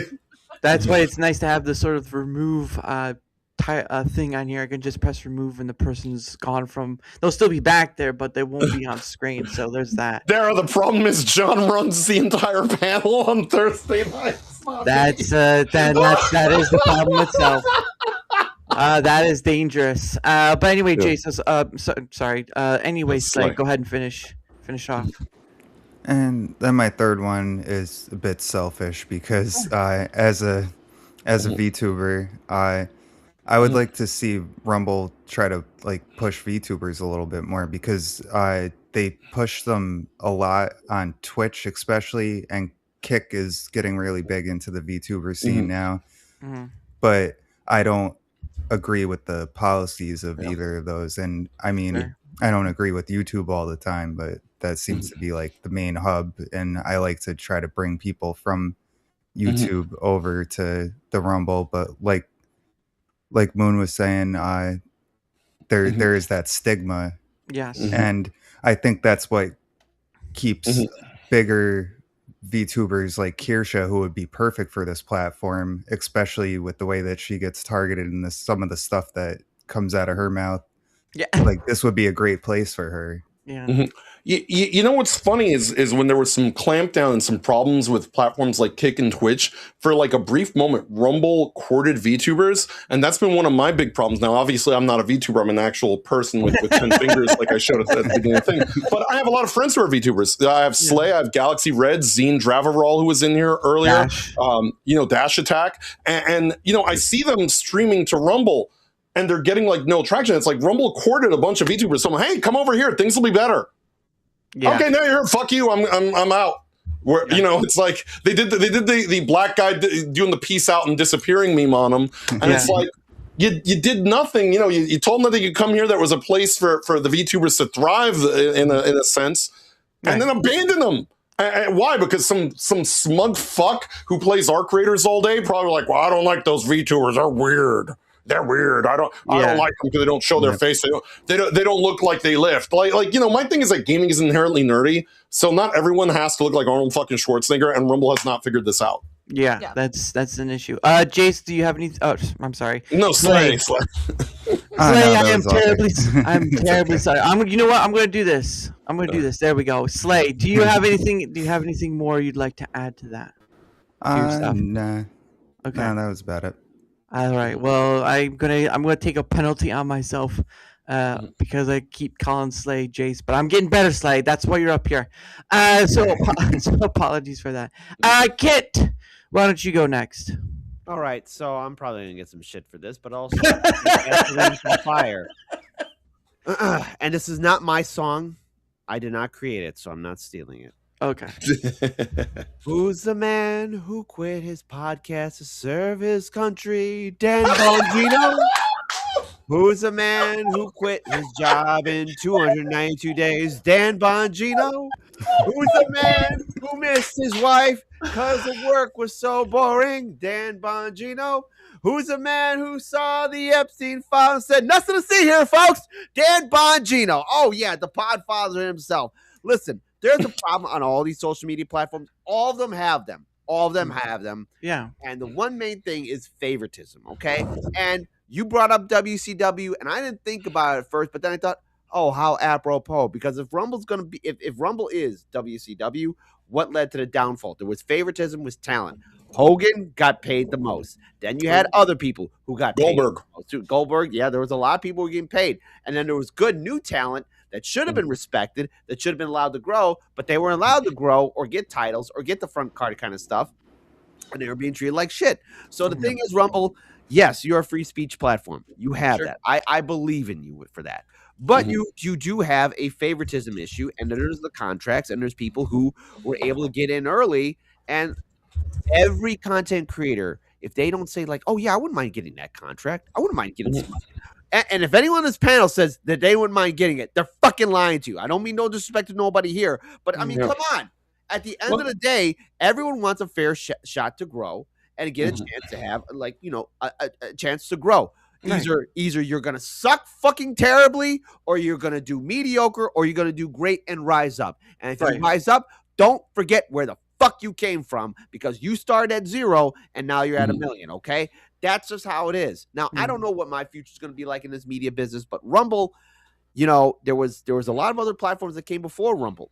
And the very fact that you have, like, Dan Bongino, who came back, he got a red carpet review for him. Yep. And the thing is, okay, you came back with your show. Your show was talking about the Epstein files, and you don't fucking start really addressing the fact that the most prolific human trafficker in international history, was connected to every single aspect of entertainment, finance, and politics. And what? There's nothing to see here. And when you get called out, you cry about it. If you're the podfather, you need to have thick freaking skin, number one. He's going to say, oh, I got thick skin. But also, number two, takes a lot of balls to come back to the podcasting world after being in that administration and after everything that's been revealed and 3 million files that have not been released yet. Right. So there's favoritism. And I mean, no disrespect to Tim Pool or Steven Crowder or anybody else. Look, if you're a front card person, fine. But that should also be given to other people too. Now, I mentioned I had a live stream that got over 150,000 live stream views. It hasn't happened since then. And I wonder, was that just a fluke? Because I tried to ask again, like, hey, could you promote this video, Rumble? Right. And I want that. Every person in this media sphere, no matter what genre you cover, wants that. All right. You want to grow. You do. And if there is this, if there's a lack of chance for a person to grow, well, then I will look to other territories. Now, YouTube, as much of its problems is there, it's a flagship. We're able to grow on YouTube, and thank God. But then there's also X, and then there's Kick, and Kick's got its problems too. But at least on Kick, you know, I've been noticing I've been growing faster with more viewers, and more people are watching on my Kick live stream when I'm doing the Rumble live stream. Okay, and I mean no disrespect here to Rumble, but if you're going to take criticism, if you're going to be that challenger to YouTube, you have to have a fair playing ground for other people to grow on the platform so they could grow. All right, you just can't have favoritism, because Twitch has its favoritism. You got Hassan Piker. I mean, the man can commit bloody murder on a live stream, and he won't get banned. Okay, that's the thing with favoritism. Twitch has got favoritism. Yeah, got favoritism. YouTube's got its favoritism. Come on. Yeah. So does Kick and everything else. But if Rumble wants to be different, you have to let the people have a chance, and that goes across the political spectrum. Now, I'm on the left, but that doesn't mean, I don't want to see anyone on the right grow. I want there to be competition. I want to know what another person's saying, because I actually want to hear, okay, well, wait, okay, what's this person saying? What are they talking about? It just can't be dominated by main channels. And I get that there's going to be people who are going to be more popular than me, more views than me. That's fine. But if the algorithm is going to be set and designed in which a person cannot then compete, and then Rumble could become WCW. And that's a horrible, horrible fate for any online platform, especially in this day and age where censorship is a real thing, where the very fact that there are people who are calling for more suppression, and this administration that we have, they said they got rid of what Biden put in place. No, the fuck they did not. No, they did not. It is still there. So for anyone who's worried about online suppression censorship, it's still there under Trump. The ring corrupts. The ring corrupts. It's still there. And I say this to anyone across the political spectrum. If you're forced free speech, yes, Rumble. If you're bringing people in, don't tell them to fuck off then. Because you mentioned geeks and gamers, right? If they rolled out that red carpet, say, hey, we're going to give you a white glove treatment, the followers would follow. Because I've known, if you got a good, loyal fan base, people who subscribe or a patron supporter giving you their hard-earned fucking money so you could do your show, they will follow. But if they see that their person that they respect is being disrespected, be like, hey, dude, just go back to YouTube. Go back to watch you there. You know, and listen, when an audience tells you, like, hey, you know, this platform here sucks, I don't like it, it's my job as a content creator to listen to my audience, be like, you know what? Hey, Rumble, if you're not going to be boosting me, why am I telling my people to come here? And that is an issue. Hey, contracts too. There's Kit, that's one for you, brother. We talk about WCW. Bret Hart, biggest name in the WWF for how many years? He came to WCW, and they did fuck all with him. Nothing with him. And then look. When I'm bringing criticism to other people, look, Asmongold, Tectone, popular people, they got the thousands of views. Okay, red carpet coming in, right? Yeah. Coming onto Rumble. Okay, fine. With some of the issues surrounding Tectone and what he has, at least the stuff that has been said, less said the better. But I mean, okay, he's going to get that kind of treatment. What about anybody else that's just trying? Now, Asmongold, I could see he doesn't have as many problems as Tectone does.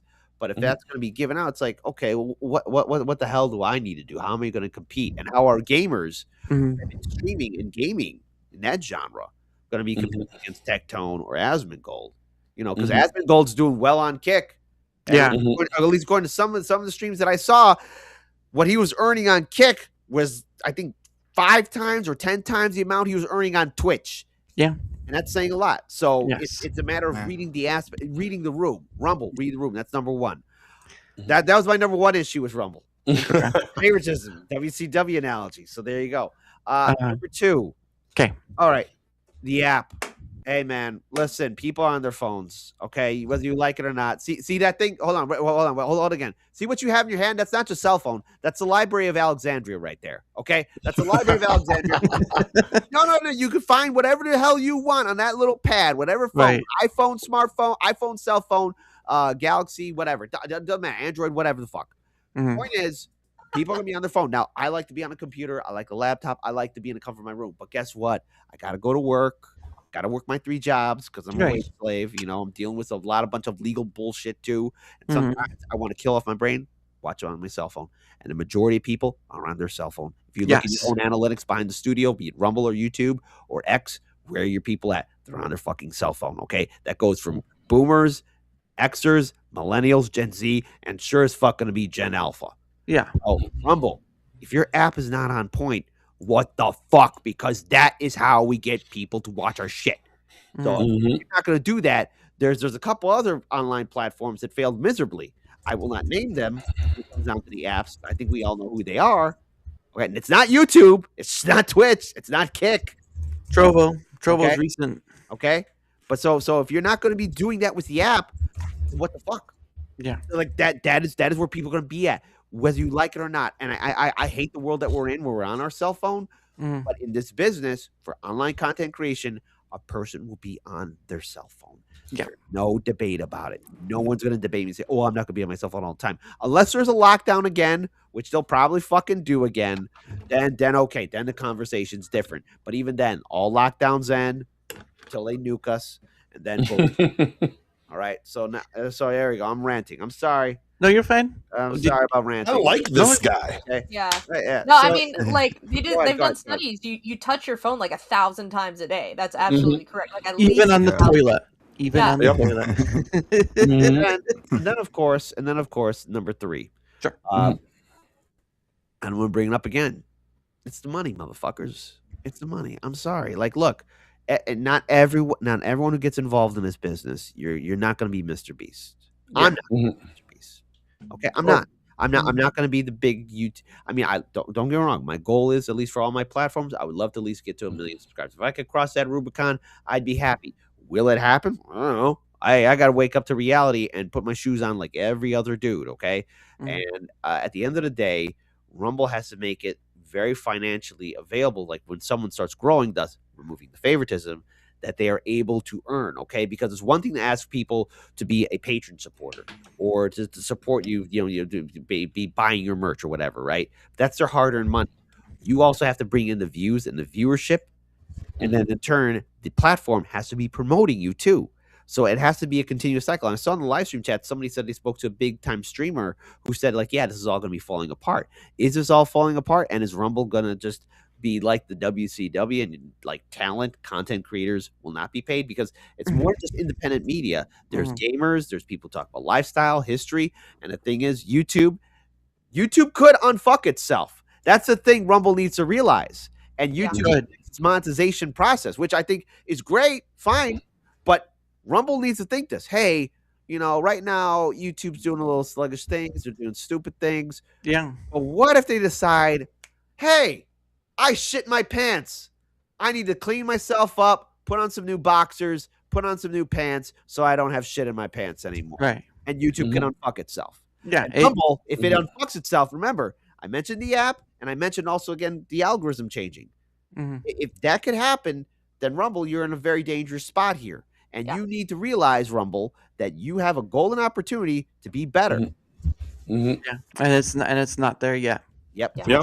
And the thing is, and this is a little bit off topic, but look, when I was starting off, there was like obviously people still had Facebook, and Facebook was a thing, right? Yeah. Yeah. And Facebook would never promote original content; they promote other like authoritative sources. Who uses Facebook to live stream anymore? Does anybody? Does any serious content creator live stream? Because I will use X, I will use YouTube, I will use Rumble and Kick. Right? These are big ones in my opinion. Right. And then there's of course Twitch, but I'm not a fan of Twitch, and treat me like shit, whatever. But Facebook, I'm gonna live stream on Facebook. The only thing Facebook is good for at this point, because they algorithmically fuck themselves, is essentially just pushing, short form content. Like sort of they overdosed on Reels. Yeah. We have like 177K on Facebook for some ungodly reason, but good luck getting them anywhere. Good luck getting them anywhere outside of Facebook or to Rumble. Once in a while, we'll get like an influx of like a handful of people that come over to Rumble once and for all or another platform. But essentially, it's a dead internet ghost town for the most part. Yeah. And just to speak to you, Kit, there are some things I'll be sharing that will kind of like the Q4. I have something on Q4 and a few other things, but I'll share those, and those will probably help shed some light on whether it will become WCW or not. But that's a different story. And thank you, Kit, for your feedback. Much appreciated. Moon, for your 3. So my first one is, screwing over Rumble creators to help creators who are jumping ship. Yeah.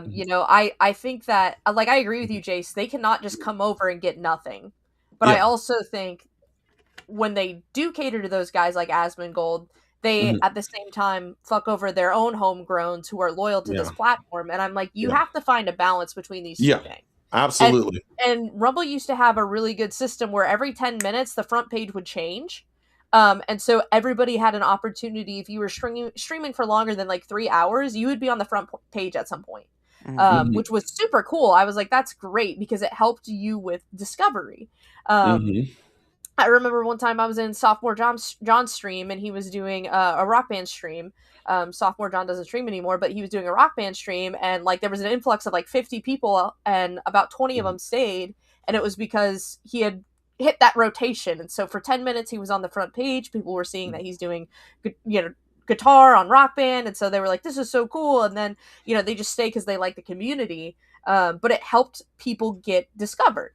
And I think one of my big examples from when I first started was like Rice Gum. I think they had him come over from whatever platform he was on, and they gave him this contract, and as soon as his contract was up, he quit streaming. And I have these numbers that I've been doing where I'm tracking like how many viewers are on Rumble and in which categories. And usually gaming is between 600 and 900 people, unless someone like Asmongold is on or someone like Dr. Disrespect, and then it goes up to the thousands. And if you look at their numbers compared to the gaming tab numbers, about 3/4 of them are actually just in their stream, and then the numbers peter off again as soon as they end their stream. So I'm like, it's really not actually helping the rest of us on this platform. It's just helping the platform itself. So I get why Rumble will cater to like Dr. Disrespect and Asmongold, but I'm like, that's not true growth, because as soon as their contract is up and they decide to stop streaming here, you're fucked again, which is exactly what happened with Rice Gum. Like I've not met anyone who, and like, I'm just one guy, right? But like, I've not met anyone who's like, oh, I came over because of Rice Gum and I decided to stay. Like, I've not come across anyone like that, You're one weird looking guy, that's for sure. You're over the target with that though, because like they don't feature anybody. They have this. I think the last time I did this show, I said, Daramuth, man, they need to have not they've had Spartacus live in the featured thing for like a month. Straight, like every single night, like, you can't just put whoever Dr. Disrespect gives a hand job to in that spot and have them hold the spot hostage. It's not going to help anybody. And don't forget, Rallied has been put in that place as well. So yeah. Oh, go ahead. Sorry. I was looking at the numbers earlier, right before we started, so I wasn't able to track them. But we had like 3,000 and some odd. I think it was like 3,800 in the gaming category. And I look up at the top, and there's Rallied, and he's got 3,300 of those views in his stream. So I'm like, so the rest of us Rumblers are fighting over the remaining 600 people who are looking at gaming. And so that's kind of like my other big complaint about Rumble is these numbers, because we're all fighting for about 900 average. If you're in the gaming category, you're fighting for all 900 of those people. Hi, Rance. You're just we're all fighting for just these 900 people, and that's not a good outlook for us. Like, they really need to branch out. What's their top categories? It's always news and politics and podcasts, and that's fine. I have nothing against news, politics, podcasts. But if you want the category to grow, or you want the website to grow, you have to add these other categories. And the way to do that would be, hey, let's look at the Rumble homegrowns. Let's get a bunch of clips of them. Ask them if we can use them. A lot of them wouldn't even want to get paid. They wouldn't even care if you paid them or not. You could throw them maybe $100. Like, I know for a fact Mrs. Man would be like, use as many clips as you want of mine, because it's one of those things that would serve them in the end anyway. use some of my clips, put together an ad, put that ad on TV, put that ad on other websites, like put that on Twitter, you know, and advertise that we are not just a news site, because they keep giving those top spots to either guys who are coming over from other you know, Platforms. sites, or they give them to the news podcast guys, and like you've got to do something different, because podcasters in the news are like in the 20,000s and the 10,000s typically, and we only have like 52 million users a month versus like Twitch has in the 100 millions a month, and Rumble has in the billions per month, or YouTube does. I'm sorry, I wish Rumble had in billions per month. No, like YouTube has in the billions per month. So like you said, like Chris being like, we've got this, we're the little guys, we're the Davids who have defeated the Goliaths. Like, no, we haven't. No, we fucking haven't. Or not even close, man. Like, we're more like that scene where the Hulk picks up Loki and like does this with him. That's us. That's Rumble coming up to YouTube. Like, honestly, and again, it's this like, it's this fumbling of opportunities. You know, Kick is in a lot of legal trouble right now because 2 of their streamers killed a guy on stream. Wow. Well, wait. There's a little bit more to that. So apparently they are. That was Kick France, not the mainstream of Kick. What happened is those 2 are currently right now facing legal issues, but Kick dealing with that issue altogether. I mean, there's other things that Kick is dealing with as well. But like that was not the main thing. Like that's it's kind of like a drop in the bucket with Kick. Well, I'm not trying to say that it's not, but it's like France's. But I'm saying France as a country is actually suing Kick. Like, that's still actively going on. They're suing Kick, the country. And so that's a really good opportunity to go, hey, aren't you sick of streamers thinking they can kill people on stream? Aren't you sick of that? Wow. Here's an alternative website. Rumble. And like you throw Rumble ads out in France and you're Gucci Baducci, like people will be like, yeah, I am sick of watching people abuse other people. That's stupid. Why are they doing that on the stream? Digny likes to say Kick is short for kick your mom down a flight of stairs. Yeah, that's literally like, and if you look at their, if you've never heard of her, if you look at like their like mission statements, they really were like, we're not going to mitigate violent content as much as these other categories. We are not going to monitor that as much as other which is crazy. Like they're like, we want extreme content. That was Kick's whole thing. So to be in this situation, Rumble could be like, hey, you know what's really cool is not abusing people on stream. And you know who doesn't allow that? Us. Check us out. Here's our news. Here's our just chatting people. Here's our news guys. You know, like, but they never take these opportunities. And I'm it's so silly. And like months ago, I can't remember how many it is now. My brain is like one big long timeline. Like I've never slept before, so everything happened yesterday. But like YouTube set out that new AI thing that was banning random people, and they were like, I don't understand why I'm banned, and they're not like, that would be a really cool time for Rumble to be like, hey, you know who doesn't randomly ban their creators? They did. And they did sort of do that, but the issue what it is like the problem of it is those YouTube still offers more than what Rumble does, and people are still going to go back. Exactly. Well, and I think that is a little bit part of the problem, but I think like a lot of the problem too is like Rumble isn't good at like giving what it offers. It's like, we're free speech, and you're like, okay, but we are more than that. We are gaming, we are news. Like, we're not just news. Like, we're all these other things, all these other categories, dude. Like, and Rumble is really bad at selling itself.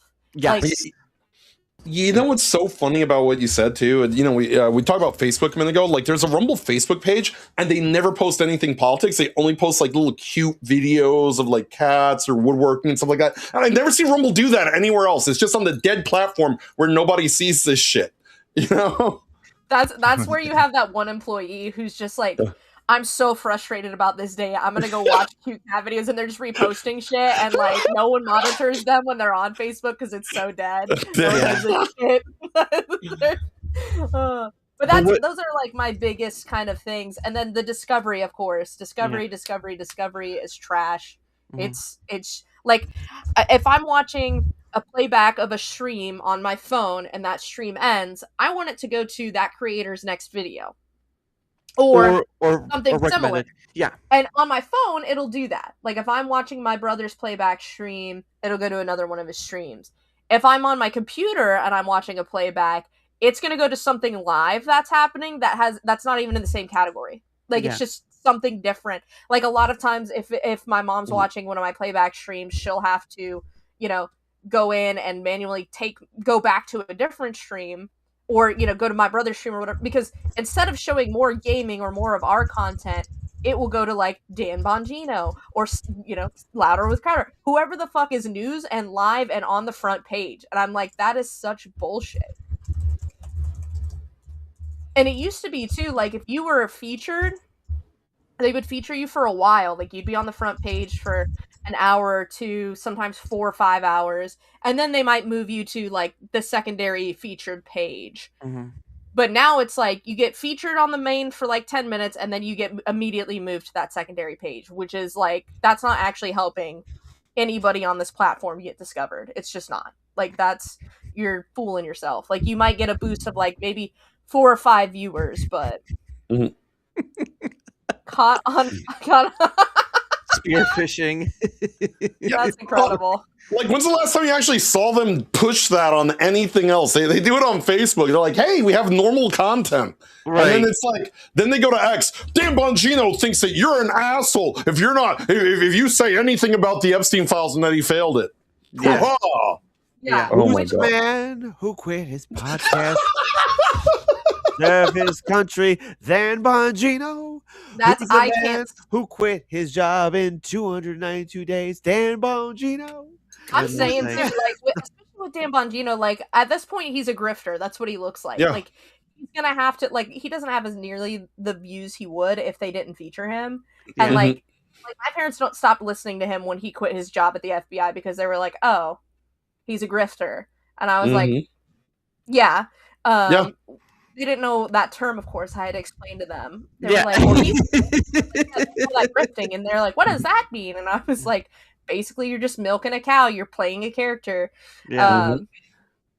But yeah, like it's so frustrating to see them do things like that when they have really good content creators that are exclusive to their platform or stream mostly on their platform or do the most on their platform and who really like champion for their platform and talk about how great it is. Like even if they're doing multi-streaming and they just don't like they part of the Rumble creator program is them expecting us to somehow bring in numbers. And I'm like, if we are streaming on your platform, how are we going to bring in more people? Yes. And also, if we bring people and they don't really show us anything for having done that, that also looks bad. Because, you know, look, when we first started this show, I was on Odyssey and I was on DLive. All right. And most of the people that came over here followed me from either Odyssey or DLive, and they're now with Rumble channels of their own or you know, primarily use Rumble now and go into other people's chats. You think that Rumble's ever said, oh, hey, you know, this guy's brought on views? No, it's like, screw you. We're taking your ad reads away for 2 weeks because you were mad at your day job and vented about it once on a stream.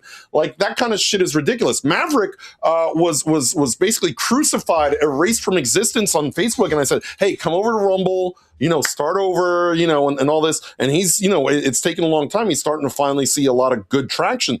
Right. But, you know, look, I brought people over here and I'm the one that looks like an idiot for having brought people here and then nothing happens. Yeah. You know, and yet because I won't put on the Rumble shirt when I go to the fucking event, I'm somehow a douchebag or I'm a negative person. That make it make sense. You know, because, you know, throw your people a bone. Basically, bottom line, throw your people some bones. I will tell a story once Moon has finished her stuff. But Moon, I'm good now. No. Well, quickly just go down your 3 first, because I mean you did kind of elongate it. So just as a quick 3. Yeah. So I mean, I think there needs to be equal.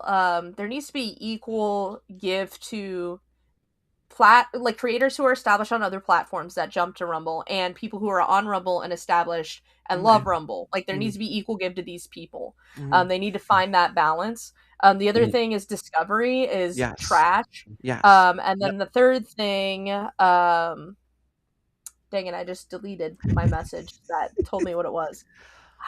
Fuck. Numbers. Just yeah. numbers. Numbers in general. Like, numbers are in the toilet for anything that isn't news or podcasts. Yeah. Sorry, I just because you did kind of I want you to be able to speak your piece, but I also want to realize that you do need to just make sure you come back and say these are my 3 things, so that we're not too far off from, because all that stuff. I only stream here. I also try to only watch people here, even if they're on the problems. Mav, yeah, I understand that. So I'll quickly get to mine. I'll do the thing, and then we'll do Q&A. If people in chat want to give theirs. If not, we'll go into your thing for a bit there, Moon, and then I will share my few things that I said earlier. So my 3 things for wish list improvement: feedback page. Let's just get that out there. Feedback page. Community posts. Community posts. Like YouTube has it. I'm pretty sure Twitch has some form of it. Maybe even Kick. I'm not sure, but like people need to not like you said, not everyone has X, so it'd be nice to communicate from the platform itself just in case. My 3rd one, and this is one I'll hit home every time: unified messaging. Need a spokesperson. I don't care for the hype posts. Never will. I don't care for just the bandwagoning that happens on this platform. Just like any other platform, it exists. And I don't care for the other stuff too. Because why? Because it's just a showing sign that this platform is no different than what it preaches itself to be. So part of that needs to be better messaging, because right now I shouldn't have to see anyone from admin other than the CEO make statements on, okay, so this is what's happening. Sure, Rick is head of product, so if a product is coming up, great, and it's nice that he's out there trying to clarify things. Like if someone has an issue, then asking those clarifying questions. But that's where a good feedback page and also communicating it on both ends of your platform between X and Rumble would also be a great idea. Yeah. I think that'd be helpful. A story I wanted to share though is one.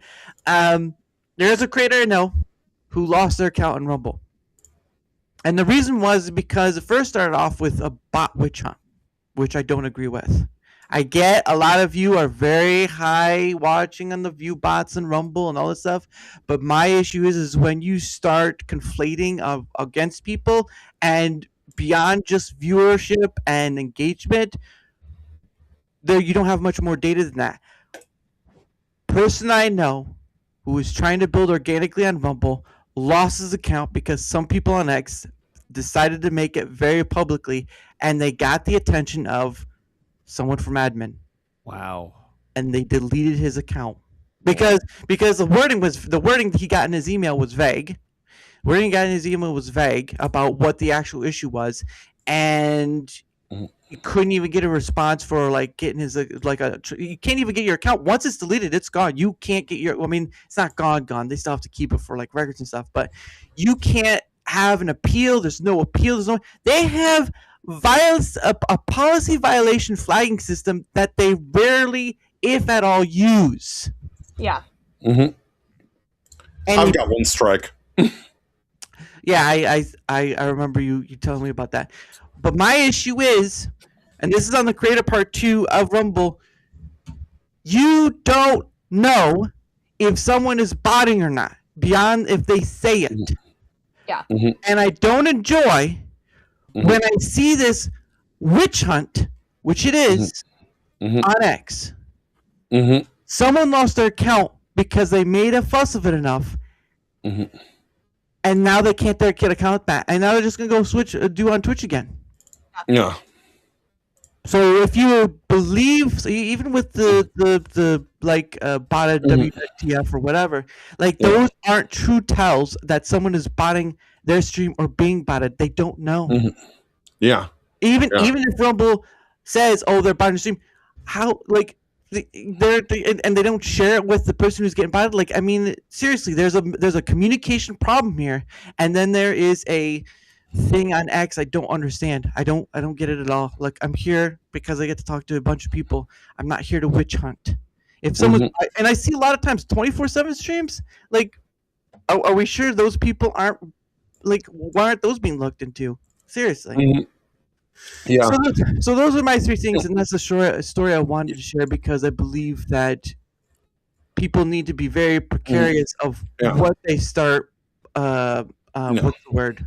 Also, I do have to make this humble apology. Sure. I will have to be exiting out. Sure. But I just want to say I'm glad that we all could at least come to terms. I'm pretty sure there might be things we all would disagree with, regardless of politics or spectrum. But I think one thing we do agree with is that there should be a fair shot on not only on the Rumble platform, but on all platforms. And look, Rumble has a chance to really become something beneficial for a lot of people. And it's not just because people say, "Well, you're just complaining." Well, the thing is, it's more of a, okay, Rumble, here are some issues we brought up.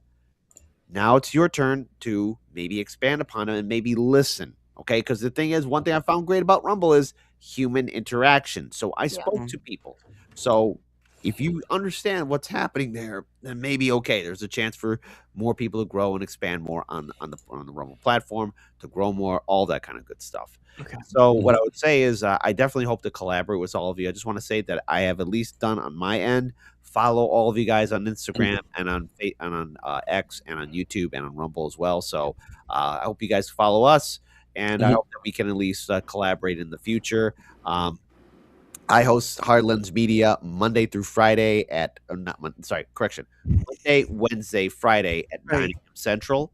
We do have a Patreon, and then I do a Sunday show at 10 a.m. Central. So I'm in Chicago. Also, yes, we are in a little bit of a legal nightmare headache. We do have a GoFundMe that can be found on our X account, Instagram, and Facebook page. And all donations are greatly appreciated because it's been a nightmare. But I want everyone to have a beautiful weekend, and it was nice meeting all of you, and thank you for at least, hanging out. Me, man. Okay. Appreciate you, brother. This was fun. It was great. Hey, and by the way, ECW for life. ECW. ECW. Yeah. I think you have to exit me out of here, or do No, you have to exit out because there's no Oh, really? It's and that's the thing. Another thing with Canvas 2.02 is I have to kick once the show is done. I have to kick people off because they can still have access with the link. So never mind. I didn't think you want to stay for that conversation, but anyway, his links are down below. So if you want to find all this stuff, it's under Hardline Media, which he has. But if you want to find him, he's back. No, he's back. He's back. Your mic went out. Oh boy. We had this at the start too. I remember. Sorry about that. No. So can you? I can hear you now. Yeah. Okay, great. So where do I exit? I know I just made myself look like an old man. You basically just have to press the X on the tab or whatever, because that's the only way to get out. There's no leave. Oh, yeah. So could I? Okay, hold on. So basically, I just X on a tab on my Google account, right? Yeah. Okay. Yeah, and then you're done. It's okay. We both already look old. We know what WCW is, and no one else on the panel seems to. So there's that. We're already screwed. All right, great guys. Well, listen. Thank you again for the privilege. Yeah. Sorry for that awkwardness. You're fine. Now I'm out. Now I'm out. He's doing his best. There you go. He's being awesome. There we go. Oh, sorry. What are you going to say? I was trying to press He was like, bye. It's leaving. I'm not staying. I was trying to press Kid out, but he got out. But yeah, that's the unfortunate thing with Canvas 2.0 is that I have to actually go in and kick people once the whole thing's done. Once you all leave, I have to kick you off the list because otherwise you can just use the link to get back in. That's crazy. Yeah, so they need to figure that out too. So anyway, so this is the point where chat has the option of giving their own feedback or issues they'd like. Because I wanted to make a separate space for that because my guests got their moment. Now chat does. So if you guys have anything in chat you want to bring up, whether it be a question or probably adding your own feedback, the time is now. Otherwise, we'll kind of do a little bit of going on to what Moon has, and then I will move on to the few things I wanted to share, and then we'll kind of exit out. So Moon, do you want to, while we're waiting, do you want to kind of share some of your stuff you're telling me about? Yeah, so I've got basically, like I said earlier, I have been trying to keep tabs on Rumble numbers, and I try to keep tabs on them pretty consistently, around the same time. And then just throughout the week, and then I haven't been good about doing it on the weekends because it's tough. But at 11:54 Central Time, on March 17th, I took numbers. So that's midday. News, we had 47,000 people watching news. Republican politics, 31,000 people doing that. 24/7, 3,000. That's a huge leap down. Like, that's a huge step down. And it's not like 24/7 is some oddball category like finance or something like that. Like, that is typically a pretty big category for a streaming site. And yet we have a huge step down from Rumble Politics being 31,000 people viewing it to 3,000 people. And then entertainment, 3,000. Podcasts, 2.75. Conspiracies, 2.32. Politics, 2.1. Gaming, 1.1K. Just chatting, 891 people. Music, 876 people. Comedy, 382 people. IRL, 269 people. Wow. Next time I took numbers was March 18th. I did that at 1:18 Central. And that's in the afternoon. News, 45,000 people were on watching news. Politics, 18,000 people. Podcasts, 11,500. 24/7, 7.24 thousand. Republican politics, 6.7 thousand. Entertainment, 6.5 thousand. Conspiracy, 6.3. Gaming, 2.57. And I noted at the bottom that 1.44 thousand is Dr. Disrespect, who was playing COD, because we had gaming at 257,000. So really only 1,000 people that gamers actually, other gamers, are getting to kind of draw from. And then we had Call of Duty was the next category at 1.5 thousand, which again, Dr. Disrespect was 1.4 thousand of those viewers at that time. Yeah. So it's kind of like I think it kind of sucks that Call of Duty is somehow its own category, because I really think that should be a subcategory to gaming. And it shouldn't be up there if it's a subcategory. That just doesn't make too much sense to me. But then we have faith and religion at 955 people, music at 934 people. My next numbers, March 22nd at 6:53 Central.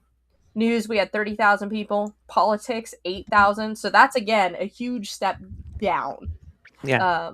It's not like cascading nicely. It's like, here's the top category, here's the next category, and you're like, it's jarring. Yeah. Conspiracies at 5.5 thousand, music at 3.7 thousand, podcasts at 3.5 thousand, 24/7 at 3.3 thousand, gaming at 2.4 thousand, which was crazy. And I believe March 22nd, what day was that? That was a Sunday. So Sunday, the gaming numbers are a lot better. Yes, on the weekends. Yeah. Yeah. And then COD, which is 1.7 thousand. Again, that's like a subcategory of gaming, so I don't know why it's up there along running with like the main categories, because that means of the gamers, 2.4 thousand, 1.7 thousand is COD viewers. So if you're playing a game that isn't Call of Duty, you only have like 7,000 people to draw from, or 700 people to draw from. Yeah. Which is crazy. Sports was 1.1K, and then again 1.1K. Then the next category is entertainment with 490 people. Then fascinating people, which I didn't even know was a category. I was like, that's crazy. What does that mean? How do I get to see that category? Apparently, I'm not fascinating because I'm not in that category. That's what I'm saying. I was like, what are the qualifications? Goodness. 371 people, health and fitness at 210 people. And these are just all the numbers of the first, like, I think like 10 or like, I think I leave off the last two categories is what I think I do. But that's like 1 to 10 or whatever it is on the front page there. Sure. And then next time I took it is March 26th, so 2 days ago at 4:03 Central. We've got news at 39.3 thousand. And then again, big step down, politics at 8,000, 8.7 thousand. Right. So that's like a crazy, crazy leap. Then we have 24, I wrote 24/4. I meant 24/7. Which is 6.1 thousand, conspiracies at 4.9 thousand, entertainment at 3.7 thousand, podcasts at 3.3 thousand, Republican politics at 2.2 thousand, music at 1.7 thousand, and gaming at 1.1 thousand. and Asmongold was streaming. Now, I don't know what Asmongold does as far as like categorizing his streams, because I know he does some news and then some gaming. So I Right. don't know if he just labels himself as just one or if he changes it midstream. I know streamers who do that. If they're doing multiple things in one stream, they will change midstream to a different category. So I don't know if he did that or not. I have no idea. Possibly. Yeah. But that was in the gaming, and he did have 900 viewers. So that would mean there's only 200 viewers for the rest of us gamers, which would be insane. Yeah. Oddly enough, I'm just checking his in real time. Oddly enough, all his stuff he has it listed as news. Okay, cool. Cool. Yeah. That, I mean, like, that kind of helps give us a clearer view on like us. I also know that Rumble is really weird about like if you do switch categories, it just goes with whatever the first category was. Yeah. So if you did switch, we wouldn't actually be able to tell, which sucks. Which if it were me, I mean, I would just pick one category and stick with that. I'm not stopping my stream to go change the category. Well, you don't have to. You can just change it on the back end while you're live. That's what I'm saying. Like I'm not doing that midstream because that's just irritating. Yeah. So if he doesn't do that, I don't blame him. I wouldn't do that either. Irritated moon. But just chatting is 698, 277, and education 203. So those are all the numbers I've got so far. I'm gonna keep doing it. Have you thought about like having like a, I don't know, like a culmination over the different time periods and over the different days? Like something, because what you're doing is great, but there has to be that sort of condensing version of like, hey, days, times, and all this stuff. Because to give an example, a while back I did something with a product or a thing called visual ping. So if you can go online, you can look for a very legal. What they did was they could take a snapshot of a certain part of the internet or website. So what I did is that for a week from like September, I think end of September to like the first week of August, like from one Saturday to the next, I had visual ping. Like after a certain point, like you can set what like the change point, like 1%, 25%, all that stuff, and the timing. So it's like set at 30%, and then like 30 minutes, and then 25% because of the change. And again, the weekends, they're more open to gaming than not, but during the weekdays, politics rules. Yeah. And part of that has to do with their lineup during the weekdays. For sure. Yeah. And I like, and again, like other sites have more viewers, but I think the top categories for both Twitch and YouTube are different. Yeah. Let me look at, I think they are like gaming and stuff. Let me look at Twitch. Twitch is just chatting. And then Grand Theft Auto and Counter-Strike, World of Warcraft, League of Legends. So those are like other ones that are trending. IRL, esports, creative, and variety are like their top live categories. And then let me check YouTube, which not that we can't be top live category is news. Yeah, YouTube, it's gaming, then news, then sports, then music, and then lifestyle / vlog. And like, there's nothing wrong with having a different top category than gaming. I'm not saying that. But when your step down is that bad, like when your drop off is that bad, then you're not advertising these other categories effectively. Like you're doing something inefficiently as the platform. And if all of your stuff is in news, culture, like the thing is, culture shifts. It just does. Like so many people are like, they want to be like, fuck YouTube, but YouTube is a big enough giant that they can't say that, you know?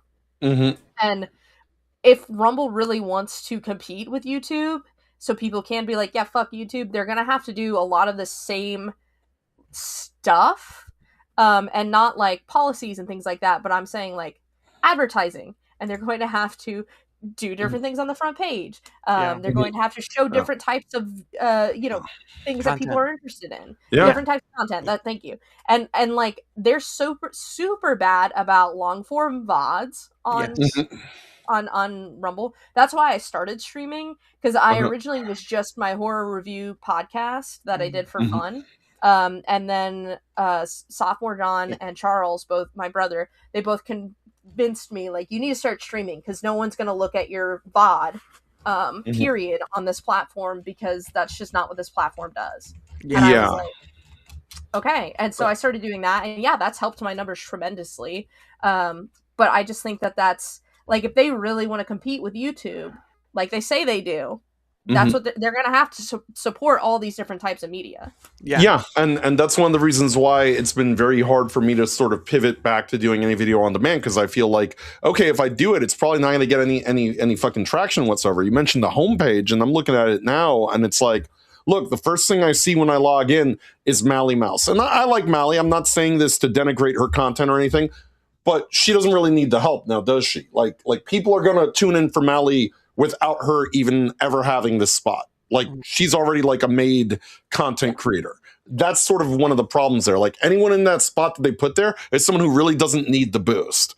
Just period. Also the repost section is so far down from the people you follow that it might as well be an afterthought. It's like you have to scroll really far down to find it. So if your friends are streaming or sharing other people that they kind of like, hey, check out this content creator or that content creator, it's almost insignificant because it's buried under shorts, under Rumble Premium, under continue watching. It's an afterthought. So, even then, this idea of reposting to share it out with your friends is great in theory, but in practice, it's not actually doing anything. It's more like flooding. The front page layout is a hot mess, and they need to redo it. I think the way they had it before, maybe like 2.5 years ago, was a lot better, because you had more people. Like, it's super cool to give someone that big, huge spotlight. You're not a big enough platform for that to mean anything. Yeah. That is just...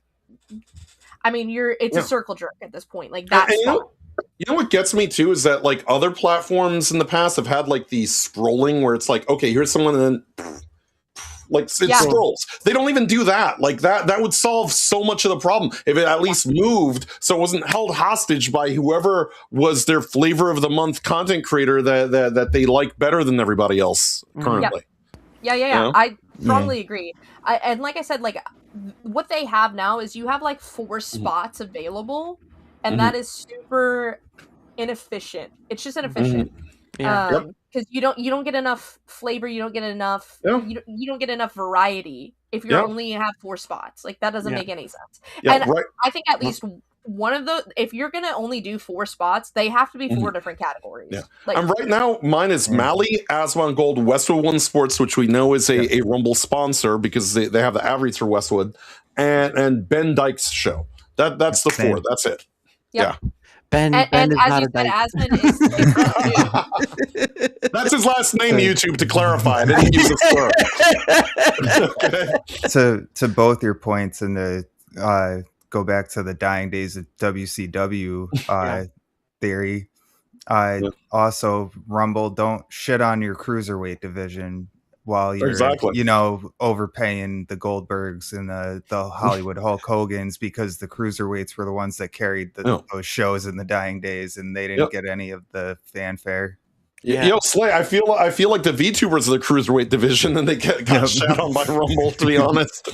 Well, it's not just that. It's pretty much, if it's not politics or some big one coming over or some big name, then you're gonna get left behind, or someone that's been propped up to some degree. I'm not saying that they haven't earned it, but there is a point of like that's the discoverability part, which would again, that's what YouTube does. Like, with all its fault, that's what YouTube does really well. 90% of what you follow, what you watch, and 10% is surprise. And Dara, that's another situation that I have to say is frustrating. I'm sure, and I'm not trying to put words in anyone's mouth, but I'm sure a lot of us feel this way. A lot of us are exhausted from politics, even those of us who cover it. Yes, did the show primarily lean maybe towards the right? Now it sort of feels more towards the center, because a lot of things have changed on the right in the past few months, especially with the whole Iran war, everything. Right. But we still have to use that Republican politics, or no one's gonna find Cancel This Podcast and Happy Hour.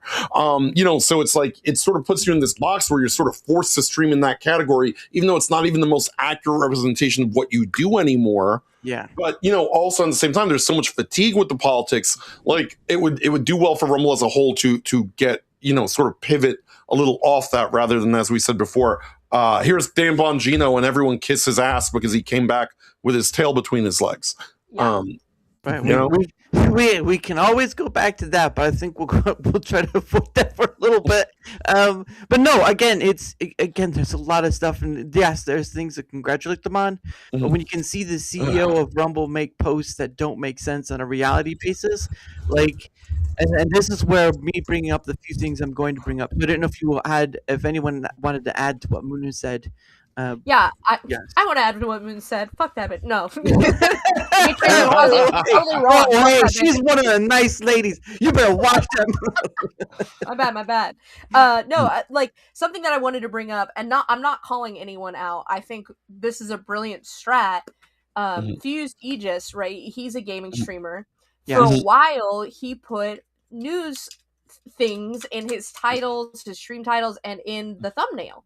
And his views started going up when he did that. And I thought that is so brilliant of him to do that. Like me, I could never do that because I'm not into politics. It stresses me out. There's like fuck all I can do about what's going on in the world anyway.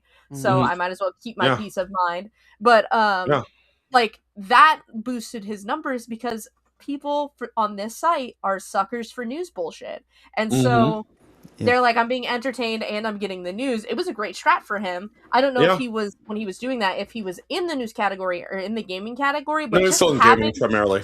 Yeah, just having the news stuff in the title and in the thumbnail, that helped his numbers a lot. I was like, good for him. Like, what a brilliant strat. Yeah, he bailed from doing a news show. He was doing like a news show like once a week, but he just found the same thing. It's just so exhausting. Yeah. You know, casually, like sometimes when he does his game streams, he'll sort of talk about what's going on in the day or something like that. I don't think that. I don't think that I'd be where I am without a lot of the help that Aegis has helped me out here on Rumble. He's a good friend of mine, and he's a cool great dude. guy. Like I said, I'm not calling him out. Yeah. Like I think it's a brilliant strat. He's good at those strategies, and that's one of those things. It's like he does. He'll occasionally bring up like a news story of the week or something like that. Sort of incorporate some of that in there. So it does work out pretty smoothly for him, I think. Yeah.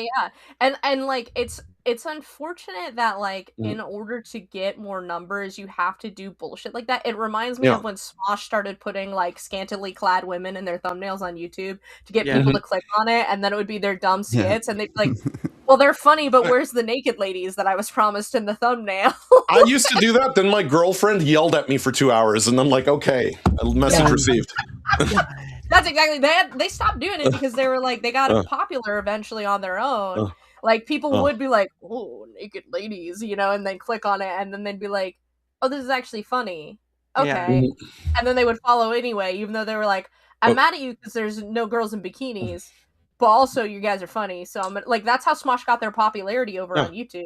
And they were tubers, like the tubers are overusing Sydney Sweeney right now. Like every other stream on YouTube is Sydney Sweeney's picture, even if she has nothing to do with what they're talking about. Yeah, it's crazy. She's America's darling, and don't you say a bad word about her, okay? That's literally like, I mean, it's you got to strategize, and like it is a smart strat. Like if it's like if it's working. Live Moss, man. Like I don't know what to tell you. Taco Bell style, live Moss. Like just do what you got to do. I put my ugly face on there. I get less viewers. All right. Right? I was like, why do you put yourself on the thumbnail? Because I'm fat and I'm 45. That's why. All right. And he doesn't look it either. Oh, except for the 45 part. I'm talking about the 45 part. But anyway, I'm just joking. Come on, take a joke for goodness sake. Oh boy. I heard the room fall. And I was like, who shot somebody? God dang. But anyway, look, I live in Atlanta. It's a regular occurrence down here. People do get shot. I believe it. I've heard stories. But anyway, that's thank you so much, Moon, for sharing that, because I believe again with like what Tomby's doing with his thing, I believe there needs to be transparency, and Rumble has an issue with being transparent. They're more opaque than transparent, and if they want to be the best, then they got to start showing it, because right now it feels like it's just a lose-lose for many, and it's more just a political site rather than anything else. But anyway, so this is getting to the few things I wanted to kind of share, and I'll try to quickly go through them because, again, it is getting at time, and I don't want to keep you any longer than you need to. But this one is sort of going over the Q4. A while back, Rumble came out with their quarter 4, all that stuff, but it was very corporate and all that sort of thing. So with the help of Claude, I made an infographic to kind of show where things are at and a little easier. So if I can just square, let me do. Nope, I gotta bring it up. Nope. The graph is reflected in his glasses. You got to just look really, really close. Everybody, Yeah. It's okay. Hold on, I gotta get into the. So this is the quarter four. This is the quarter four from and part of some from 2025, but this is quarter four from 2025. So this is the headline that Rumble gave. Rumble crossed 100 million in annual revenue for the first time. Here's what creators should ravenous new. But here's what creators should actually know. Q4 year over year. So that means how Q4 2025 revenue compares to the same period last year. So Q4 2024. Negative 10%. Q4 2025, 27.1 million versus Q4 2024, 30.2 million. So that's down 3.2 million. Right? That's down. Now we come to the creator side. Ad tipping and hosting revenue Q4. The money Rumble makes that mostly directly flows towards creators. Negative 5.5 million. The revenue streams that mostly directly touch creators went down. Creator facing revenue declining. And this is from Q4 2025. Revenue per user, or ARPU, which is a fancy word they use. How much money each user is worth to Rumble per quarter? 46 cents. Man, you can't even buy a cheeseburger with that. So each people, everyone who uses the Rumble platform is worth at least 46 cents. doesn't even get them 2 gumballs, man. Come on now. 1 gumball's it. That's how thin the monetization layer is for everyone on the platform. Looking at my bills, I believe it. Well, just the creator program right there. That's part of that too. So if people want to get that understanding, Q4 showed why it's what's going down.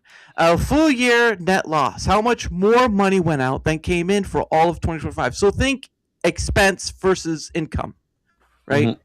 Negative $81.8 million. Oof. The company is still significantly cash negative. I mean, it's burning cash. This is almost a 13-year-old company, but it didn't start getting that big money till like it went public. So maybe 5 or 6 years, maybe. Burning cash. So negative $81.8 million of burning cash. That is not something to sneeze at, right? Yeah. Yeah, because it said that we only earned like 100 million. So. Yeah, just take that into account. You earned 100 million annual revenue, and now you've lost 81.8 million of it. That leaves you barely anything. Yeah, I mean, like, I'm not a millionaire, so like to me, nearly 20 million would be amazing and incredible. Yes. But like to a company, that's a lot of money. It's not a drop in the bucket. Yeah. MAU, or monthly active users. How many people use Rumble each month? 52 million, but 11% sequential growth, but Rumble says it's primarily related to international expansion spending, not organic. So it's paid growth, not organic growth. That's the difference right there. 52 million, yes, but it's more paid than it is organic. Goes back to what I said. You got to get people to organically want to be here. Yes. Yeah.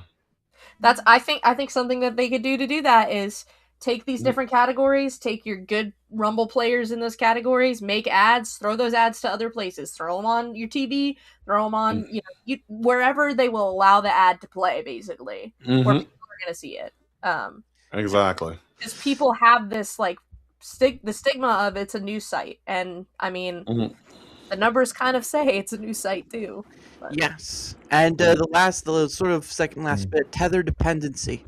So how much of Rumble's business relies on one single partner? So 250 million plus, 100 million ad commitment, 150 million GPU services. So that's that Northern Data stuff. One partner drives a massive share of revenue and strategy. Concentration risk. That means in one basket, basically. Yes. And guess what? When someone gets to do that, they get to call the shots of who they like and who they don't. Yeah. Well, and you have to figure there's also the perplexity thing as well, and that's something to consider. But again, the great takeaway is subscription and licensing revenue, the corporate-facing side, went up.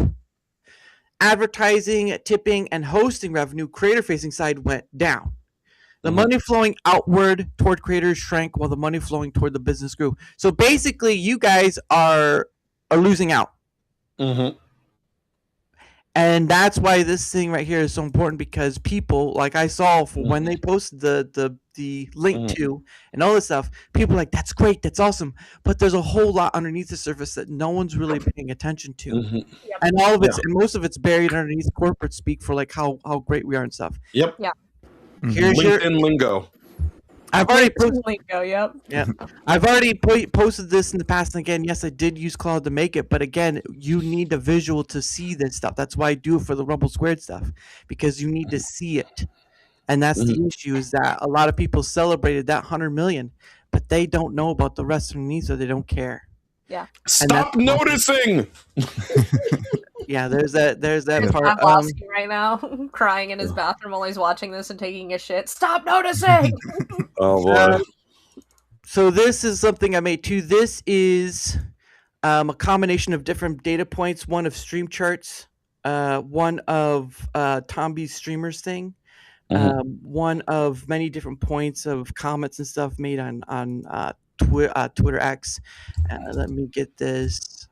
Nope, I gotta do that stinking thing where there we go. Oh, nope, there we go. So this is called the State of Creator, which again use Claude to help. So we're gonna go kind of up, and this is kind of having to get some stuff. So this is the State of the Creator global market position. This is from Stream Charts. Of the 119 billion hours watched across live streaming platforms in 2025, Rumble accounts for 0.4% of it. Damn. 0.4. I get look. YouTube. We're less than a drop in the bucket. Yes. Wow. So this is data based off Stream Charts. So Also, Dara, I just want to say, like, it's not on the screen for me, and I don't. Yeah, sorry, I gotta add it. Sorry, there we go. Okay. There you go. So I there's just don't want your hard work to go to waste.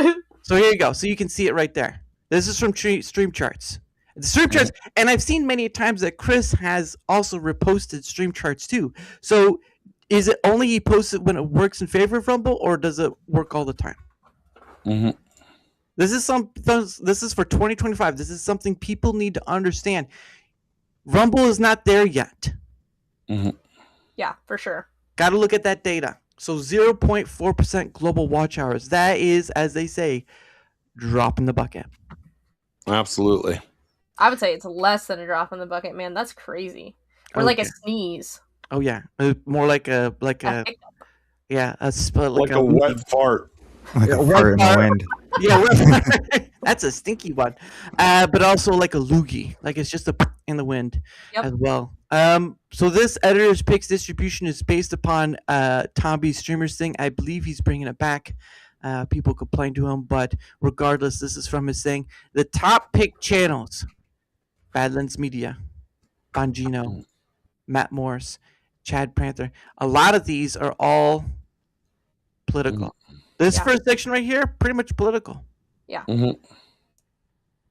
And then I'll go here. You got non-political gaming variety, Disrespect, Caleb Hammer, Vaping Gamers, all the stuff. You see some people on there. So I like all those people, but there's also a lot of other of us that just are not getting a rub at all. Period. Yeah. Just straight up. Yeah. Straight up. Doesn't matter what we play. Doesn't matter what we do. Doesn't matter what we say. It used to be, there used to be a trick to it. If you had a specific type of thumbnail that they liked, like it had to be the game, it had to be you, and it had to have like a really clean stream title, you could have a shot at getting, but... And see, that's always been my issue, because I don't want to throw my face up there. You know what? The Cancel This Podcast logo. Look, we're a channel. I'm throwing the Cancel This Podcast logo up there because they don't need to see my ugly face. In fact, people are going to be like, yo, no, I don't want to watch this fat guy who might be Mexican, even though I'm Puerto Rican, full disclosure. Look, I get it. I'm not as good looking as Fusegas. He's still young. He hasn't hit the wall yet. I hit the wall like 20 years ago, all right? I don't need to be up there, all right? Well, and my thing with it is like... until I'm earning a ton from this, I'm not putting a lot of effort into something like my thumbnail. Like into like a lot of people are doing gaming clips anyway, so that's totally like I get that. But I don't do gaming clips. That's a lot of my time that I'm not going to waste to do the Rumble Shorts. And like if you look at my Rumble Shorts, they're just me talking and they're not edited. If I fumble a bit, fuck it, it's going in there, and I'm just posting it because. Unless I'm making a ton of money off of it, I'm not putting a ton of effort into it. I just share the Facebook stuff that is just news stories that eventually we'll probably cover on the show, and beyond that, I call it a day because I don't have the time to edit all this crap. You know what I'm saying? Yep. And by the way, here's the funny thing: it's sort of a money talks, bullshit walks thing, just like Kit was talking earlier. If Rumble were paying us sort of on that level that it would incentivize us to do that. Maybe. But look, let's be honest here. We know we're getting less than the people who they're actually featuring. Way less. Way less. Well, and the other thing that pisses me off about just like the featuring stuff, right? Like the Rumble Creator Program really takes your watched hours into account. So basically the way it works is there's this pool of money, and if you're in the Creator Program, you get a shot at this pool of money. And if you're pulling your weight, you get more of it. And if you're not pulling your weight, you get less of it. And I'm like, first of all, it's bullshit to put that on people when you're featuring people. Like, if you're featuring Mally Mouse, which I love Mally. I stream with Mally. Yeah. Like, she's super great. But if you're featuring her, she's getting more watched hours than I am automatically. So she's getting a bigger money anyway. And you're giving it to them versus, like, giving everyone an equal opportunity to do it. Like... Yeah, and I should state that no platform is going to give you an equal opportunity because it's not about you. Yeah, exactly. But they also do this. But Chris has given us that pull yourselves up by the bootstraps fucking bullshit, and that is, let's face it, a load of bullshit. Because yes, the people on this panel right here do put work, they put time, they put effort. Look. Every follower that I've gotten has not been because of Rumble. It's almost been in spite of Rumble because Rumble ain't giving me shit in terms of any sort of favors or anything like that. I have to bug people on X. I have to bug people on Facebook. I have to twist arms. I have to remind people, and unfortunately, that's the only way you're going to grow if you don't have the anointing of the Rumble brass. And, I get it that everybody plays favorites, but holy shit, that's still a kick to the balls because you know what? Spartacus gets to take a fucking elevator to the top, and we gotta climb a fucking wall like Spider-Man. Except we don't even have the Spider-Man powers. We're just wearing a Spider-Man suit and trying to climb on there with our own arms and legs. Right. Yeah.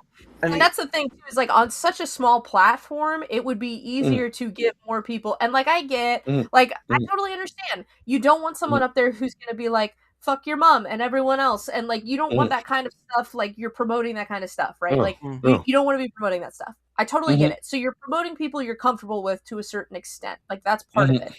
But you guys still need to branch out because this is such a small platform that it's super easy to do that. Yeah. And like you just need to in order for to discover and stick around, because if like the people who are here for RiceGum, like I said, they left when RiceGum left. So if you're not putting those people in other streams, putting other streamers in their face, they're like, I came here for this one guy, he's gone, I'm gone too. Like what else do I need this account for? Because you the website have not given them other people to stick around for. Absolutely. And the extra bit at the end is editors pick drive views drive watch hours drive ad revenue payouts, making this a direct financial pipeline, not just a visibility perk, which is true. Yeah. Look, I don't know what my friends, who are higher up on the totem pole than me make in their Rumble, creator program, but I'm absolutely sure it's way the fuck more than I do. And of course, I have to split mine 50-50 with my co-host. So there's that with John. So, it's already like, whatever I get is divided by 2. Which I don't mind because again, look, hey, that's the way that cookie crumbles. Fair is fair in that regard. But on the same token, like, other people who they are deciding this person gets to monetize this to the degree that they can make content all day, every day because they're getting a big check. Yeah. We don't like you. You use too many gamer words. You can eat shit. You know what I'm saying? Now, bear in mind, again, when I take my link, regardless, and I go to that Facebook page with 177,000 followers, and in every post we make, which the page has like 2 million in engagement, say, hey, follow us on Rumble, follow us on Rumble, follow us on Rumble, follow us on Rumble. That is free advertising for the platform. Yes.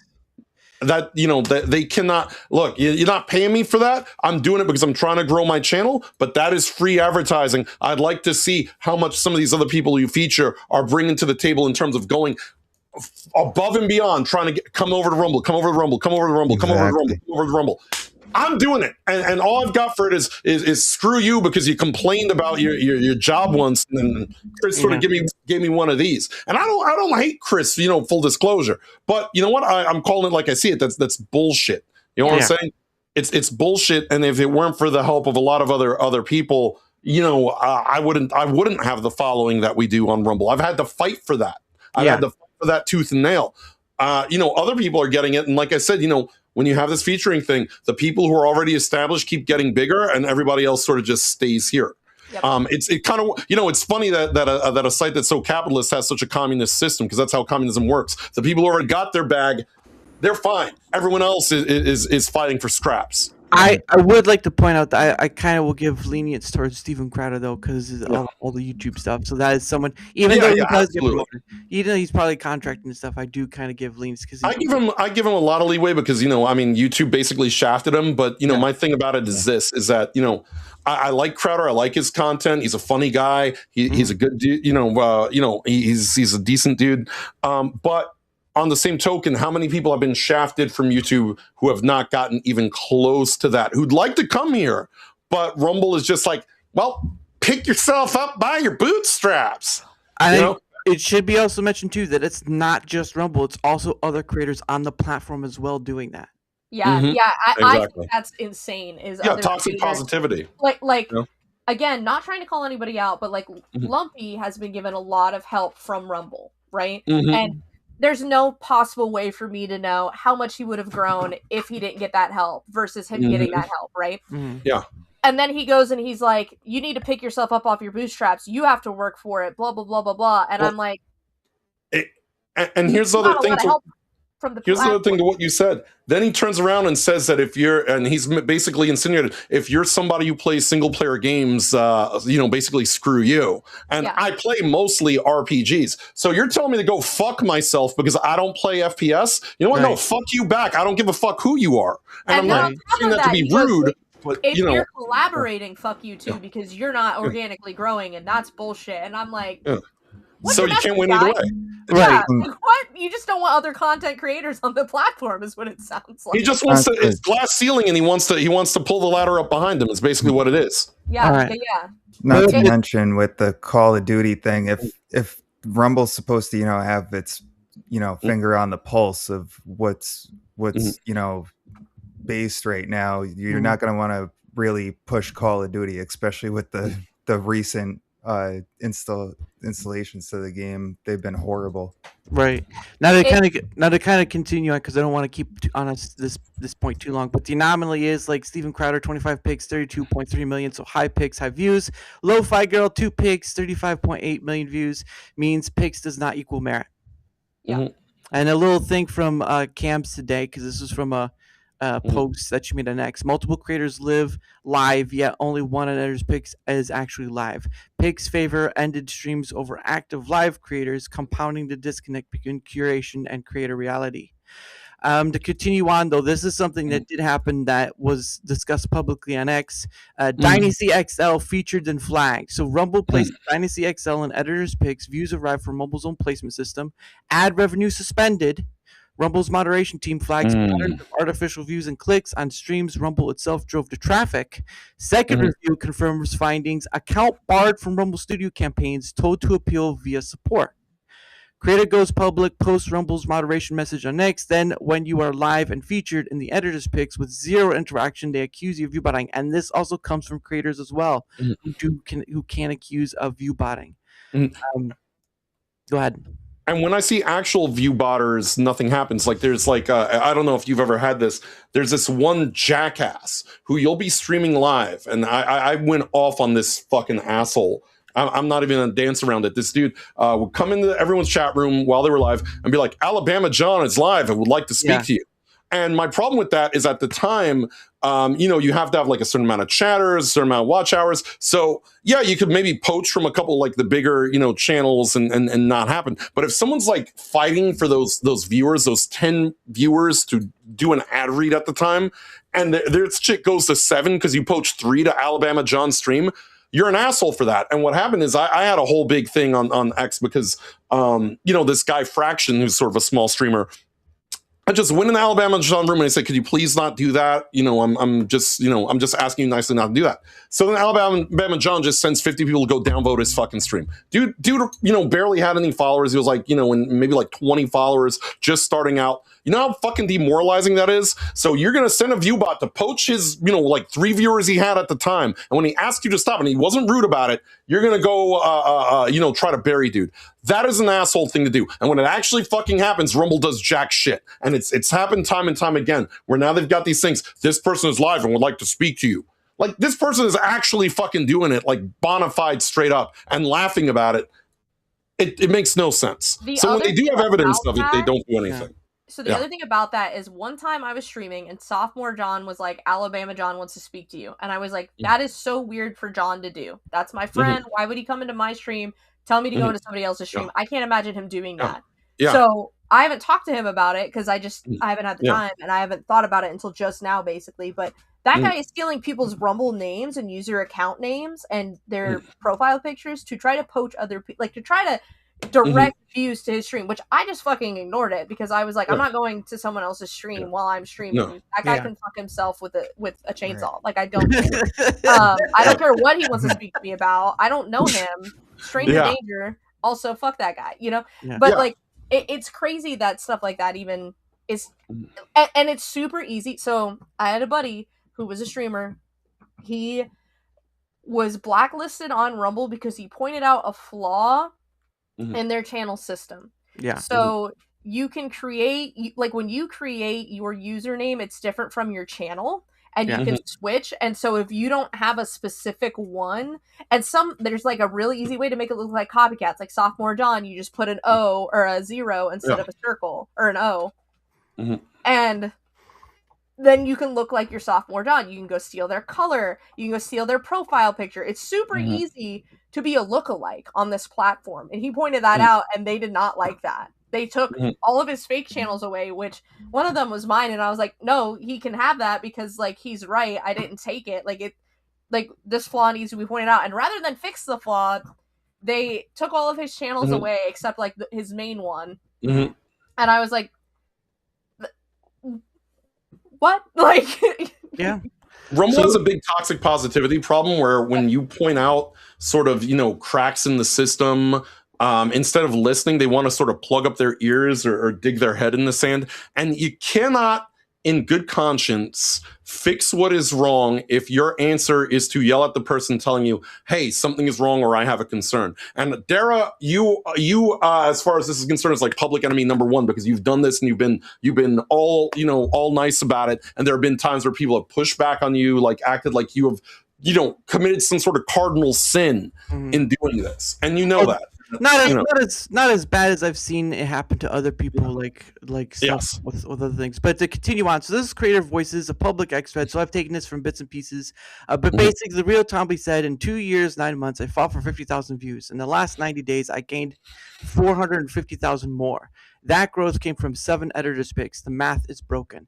DJ Smooth, does my content suck? Am I actually entertaining? Do people care? Those questions lingered inside my head. The psychology toll of broken discovery. Wingus Dingus. It is not 100% a meritocracy. A lot of the time, the right people just have to like you. I hope one day success is mostly dictated by merit. Fused ages, like we've talked about before. Rumble needs to attract a more diverse viewership. They aren't doing that, hoping the creators will do it for them, like we've all discussed. Cat Dog, another one. Most people only associate Rumble with free speech and politics. It's far from the whole story. The marketing needs to match what the platform actually offers. And this, again, is from a public post on X. Tom Kvitchak, which I've had on before with the Rumble². I had the dream once I reached 10K subs, I'd be eligible for YouTube certified. 50K short of 10K, I got an email the program was eliminated. So he's probably talking about his what happened with that. But and then more. This was from the last. Of course, Digny was on the last one, but this is from the last Rumble². Snubby, 80% of the shorts feed is political content. I tracked it myself. Non-political creators are functionally invisible in discovery. ABD, the community is the best part, but the stuttering drives new viewers away, and thumbnail uploads fail 9 out of 10 times. Those are basics. Abe, studio needs a lot of work. The mobile app is nowhere near YouTube's, and the server and connection problem are constant. That's not on the streamers. That's on Rumble. Digny, the institutional favoritism has to be destroyed. There's a Rumble click, and if you're not in it, you're on the outside looking in. Quig Comics, I've met amazing people on Rumble, and I love that you can speak your mind, but I can't back Rumble 110% because of what I've been through. Studio crashes, support silence. Daniel, who wasn't on it, but he did DM his end. The creator program is mechanically dilutive. More creators means less pay. I get the same payout as someone with 15 times my metrics. The no algorithm claim is deceptive and opaque on purpose. You know, I've seen a lot of growth in a short time on Rumble. Here's the thing about it that's funny. It's not because of Rumble pushing me at all. It was because of the fact that I started to meet other people through some of the content creators that I was, collaborating with, such as Digny. And, I collaborated with Toasty. I met Digny through Toasty, which, by the way, I met Slay through Digny and, and all that. And without that sort of collaboration, and then my people, of course, like Maverick then discovers these people and Piggy Boy discovers these people and all this. And it's, it's all of that. But without that, like I was just relying on Rumble to, actually bother to, feature us or anything, there'd be no growth, period. There'd just be none. Yeah. And that's sort of a problem. There needs to be some growth coming out of Rumble. Rumble can't just expect you to do all the heavy lifting because not everyone has it like that. Yeah. Or the name for it, which is the Asmongold and Tectonic. So this is the ending point. Independent voices. This is from today. Cam said 3 to 4 years in, and gaming on Rumble is not where it should be. Shorts flop, traffic is inconsistent, views don't match watch hours, and there's zero conversion to followers. Cam's continued. Editor's pick should be reserved for creators who are currently live, not streams that have already ended. A trending section could highlight older popular streams separately. Yep. Grooming, and Ghoul Gaming, which is part snubby from the previous one. It's a great platform for speech, and community, but they play favorites of popular gamers and political creators. If they could push news, small accounts, it would be incredible. Friendly Neighborhood American, they need to release the algorithm and do a full homepage refresh. The way it's set up now only feeds certain types of channels. Yep. And to end this off, this is for the Rumble² part. Recurring themes across 15 episodes, independent testimony. Favoritism over merit. Editors' picks concentrate on political content. Non-political creators are structurally deprioritized regardless of quality. Broken discovery, no rabbit hole, no algorithm and pathways between content types. Viewers who arrive for politics never find gaming, music, or variety. Marketing mismatch. The front of the house doesn't show the whole house. Rumble's public identity is free speech, locking out non-political audience growth. Acquisition versus retention. Creators retain, platforms acquire. Rumble pushes acquisition onto creators while holding a 0.4% of the global market. And the last bit, this is the one thing, this is a mantra sorts. Creators want systems. Rumble gives moments. That's basically all this could come down to. Creators want systems. Rumble gives moments. That's basically all this stuff we've gone through can come down to is that line right there. And again, that's why I do this data thing, because most of you would probably have never heard of this stuff or not even paid attention to stuff. It's incredibly disastrous when you have a lot of people.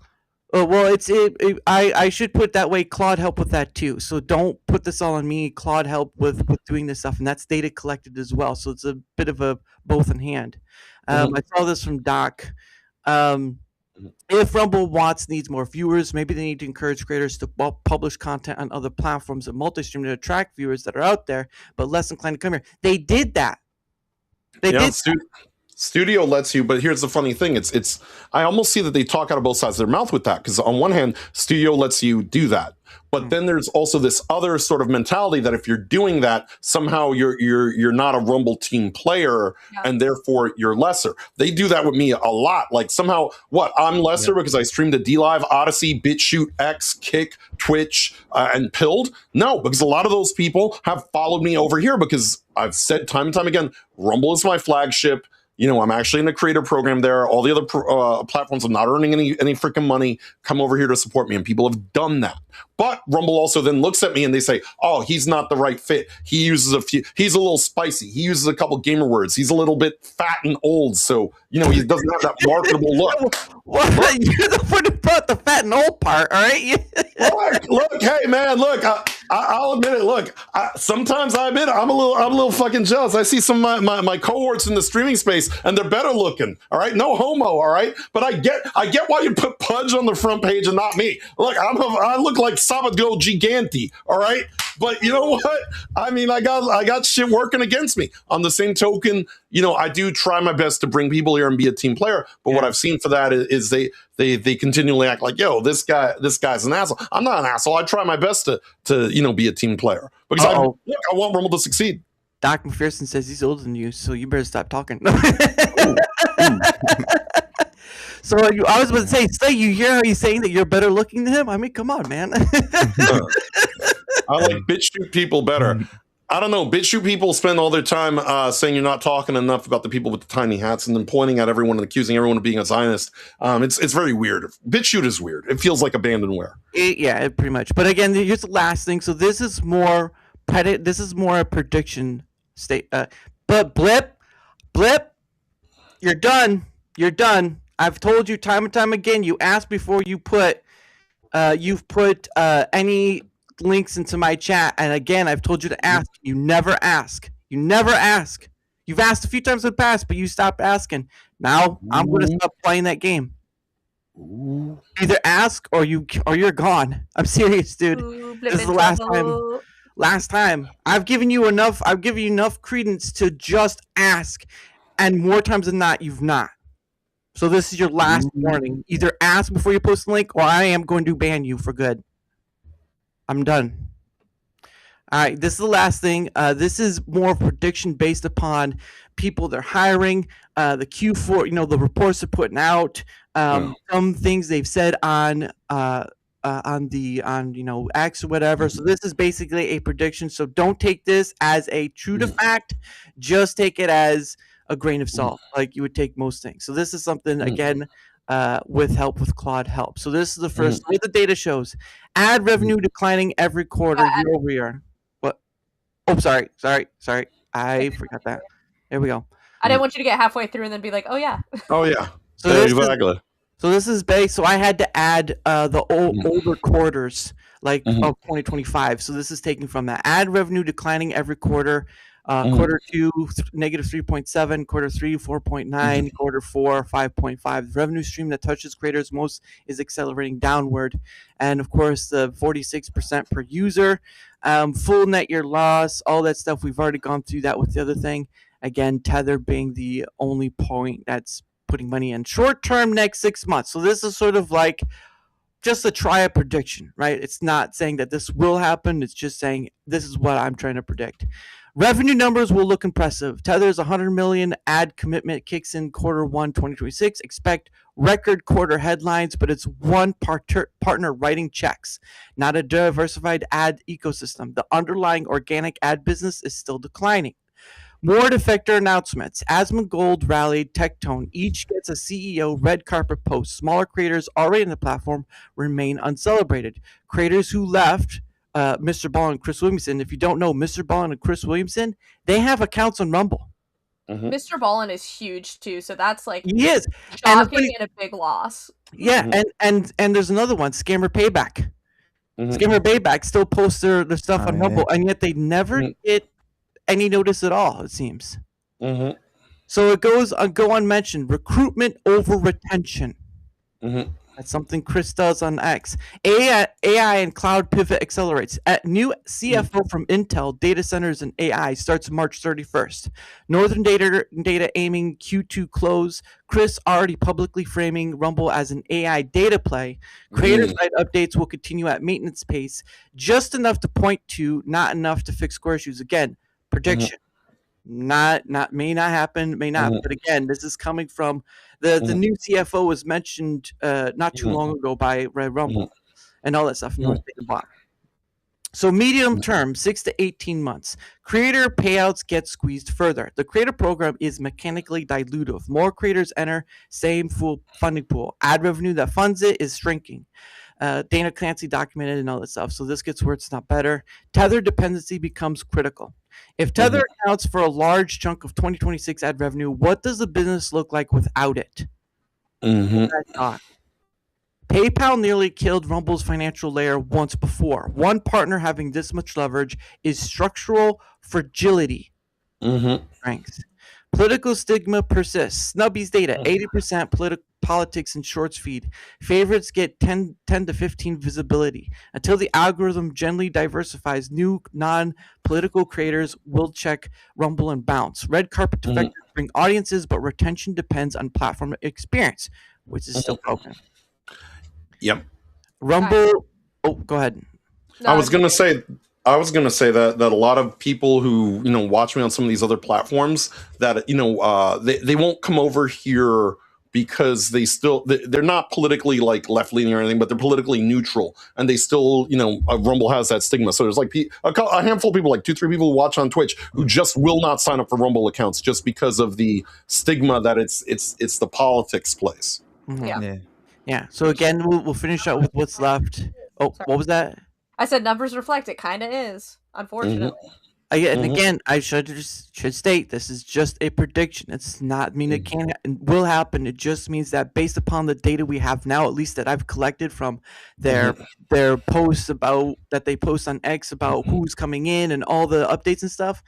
This is what it kind of may be showing. Northern Data acquired, Intel CFO in place, Rumble Cloud deals, NFL Cleveland Browns generate B2B revenue. The video platform increasingly serves as the brand identity and stock price justification, while cloud AI becomes the actual business. Now, there could be an actuality. I'm not sure. It's just a prediction. Long term, 18 months. Cash runaway is not infinite. 237.9 million cash minus 70 million annual burn minus Northern Data acquisition costs minus exclusive content deals minus international expansion. If AI cloud revenue doesn't materialize fast enough, cash crunch within 2 years.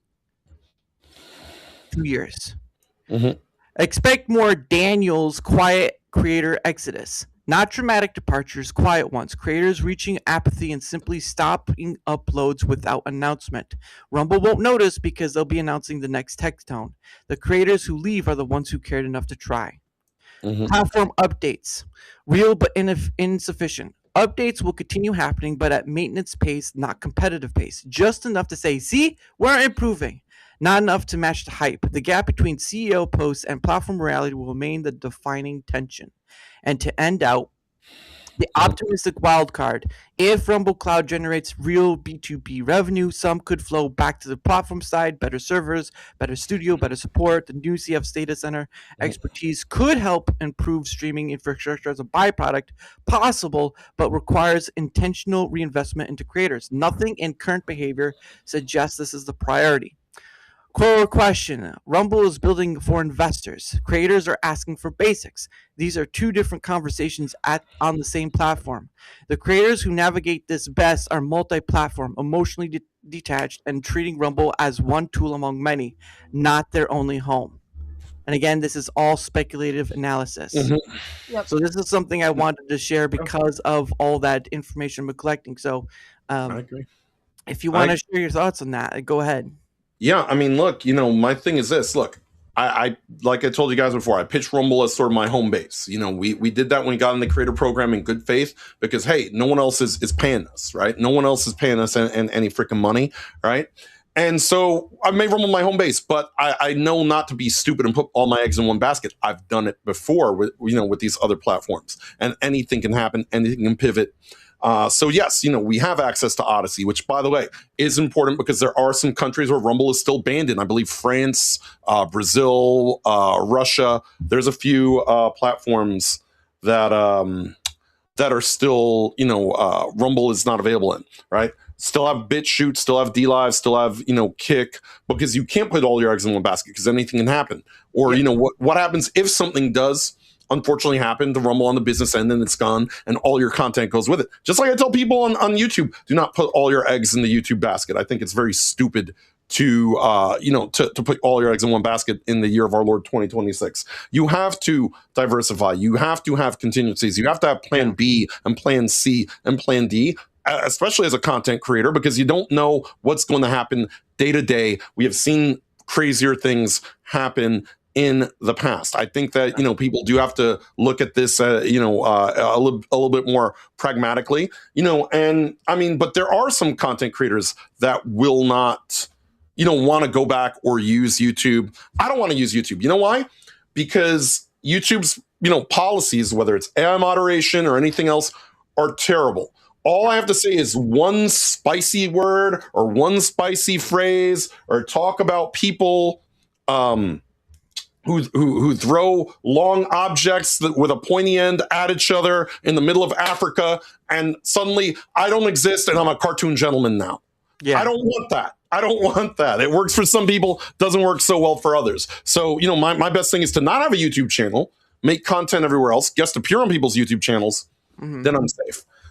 But again, you gotta sort of always sort of play by these contingencies. It's not just about Rumble or any one platform or other platform. If you are a content creator, you always have to be looking for essentially, I don't want to be pessimistic, but you got to make sure you have an exit strategy if shit goes bad. Yep. Yeah. That's why multi-streaming is going to be the future, because again, I want Rumble to succeed as much as anyone else. I think we all do. Absolutely. But I can't take that data and look at that data. Hey, Charles, what's up? You missed something. You missed it, Charles. You missed it. But I can't take that. I can't look at that data that's being put out there by Rumble themselves, including their quarter report and all this stuff, and look at it with honesty and say they're doing great, when underneath the surface, it's a little more than that. Yeah. And I just showed you like 3 different pages of stuff that's, some of it's comments from other creators using the platform, some of it's from the news posts that they post Rumble posts on X and all this stuff. It's like, where are we actually? Yeah, there. I'll say it this way: don't be pessimistic, don't be optimistic, be realistic. And that's what you're doing here, looking at the data. You do just have to, look at the tail and sort of, act accordingly based on the data that you're presented. Yeah. And I have to go now, like literally, or I'm about to explode my bladder. And my dogs, they're also like, we have to go. So I'm going to make my exit now. But I do just want to say, like, I think a lot of people think that like talks like this are like, you're hating on the platform. No, criticizing things, pointing out flaws is how things get better. Yeah. We want the platform to get better. If we didn't, we wouldn't be streaming on this platform. We wouldn't be on the platform right now. Point blank, period. So like, before people get really crazy with that, let me just say that like, we're here because we want the platform to improve and succeed, because we like it. We do. I mean, as much as we talk about extra strategies, like, this is a pretty cool place right now. We want it to grow. We would rather not have to use the extra strategy, Yeah. But just that'll be my last thought. Tell people where they can find you and stuff, because your links are down below. Yeah. I'm Beware the Moon. I do gaming streams on Rumble. I do shorts on Rumble and YouTube. I do a horror movie podcast review on YouTube and Substack, and then I do horror movie short stories on Substack. So, or horror movie short stories. Horror short stories. Just in a roll, I'm just in a zone. But thank you very much for having me on, Dara. This has been great. I'm gonna have to watch the rest of the VOD and see what you guys like close out with, because I find these talks fascinating, and I love the way you compile the data, because I am not someone who can just look at things like that. Like you said, it's LinkedIn lingo. I'm a drunk raccoon, like mental capacity. So like, I'm not gonna be able to understand LinkedIn lingo. If anyone thinks we're hating on Rumble, I'll make them feel better. I'll put on the fucking hat, and then they can feel better about it. Okay, there.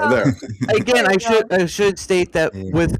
with stuff collected from Axe and using Claude, this is the sort of that 50-50 thing right there. So I don't want it to be a wholly percent of me, because it's not wholly me. I'm using Claude that kind of help make this stuff. But the problem of it is those points of visualness need to be made, because you can argue words all day long, but you can't argue the visuals. And if someone wants to argue me on words about the visuals, then go make visuals your own and show me the data. Yeah, Show me you the can't data. argue with the data. Yeah, Yeah, 100%. This is straightly from X. Like, many of these posts are from X. I've had to recheck to make sure things go over, all this stuff. So, but anyway, go ahead. I apologize for No, you're keeping you good. too long. Thank you for Thank being you here. guys so much. This was great. It was great meeting you guys. It's great meeting you. So, And I will be following all of you guys once I get back from the bathroom. go. I appreciate it. This was fun. It's fun. Yeah. Get out Thank of you here. guys. Have a good All one. right. Thank you. You too. You too. All right. So we're gonna start on our slowly can help, but I do want to let people know that I will be I've already posted the Q4 infograph out there. So if you want to find it, you could just look through the Q4 whatever. But the infographic of the prediction and of the creator news thing, that will be posted. I'll try to get it out tonight, but tomorrow preferably. And the Rumble² stuff will be sort of in a few days, because I have to kind of compile that. So, but anyway, just know that those infographics will be out there, so people can look at it and you can make your own decisions. You don't trust it? Okay, then get the data in and find your way there. If you do, well, guess what? At least you know you're not alone anymore, and that's the point. We want it to succeed, but we're not gonna take corporate bull crap anymore.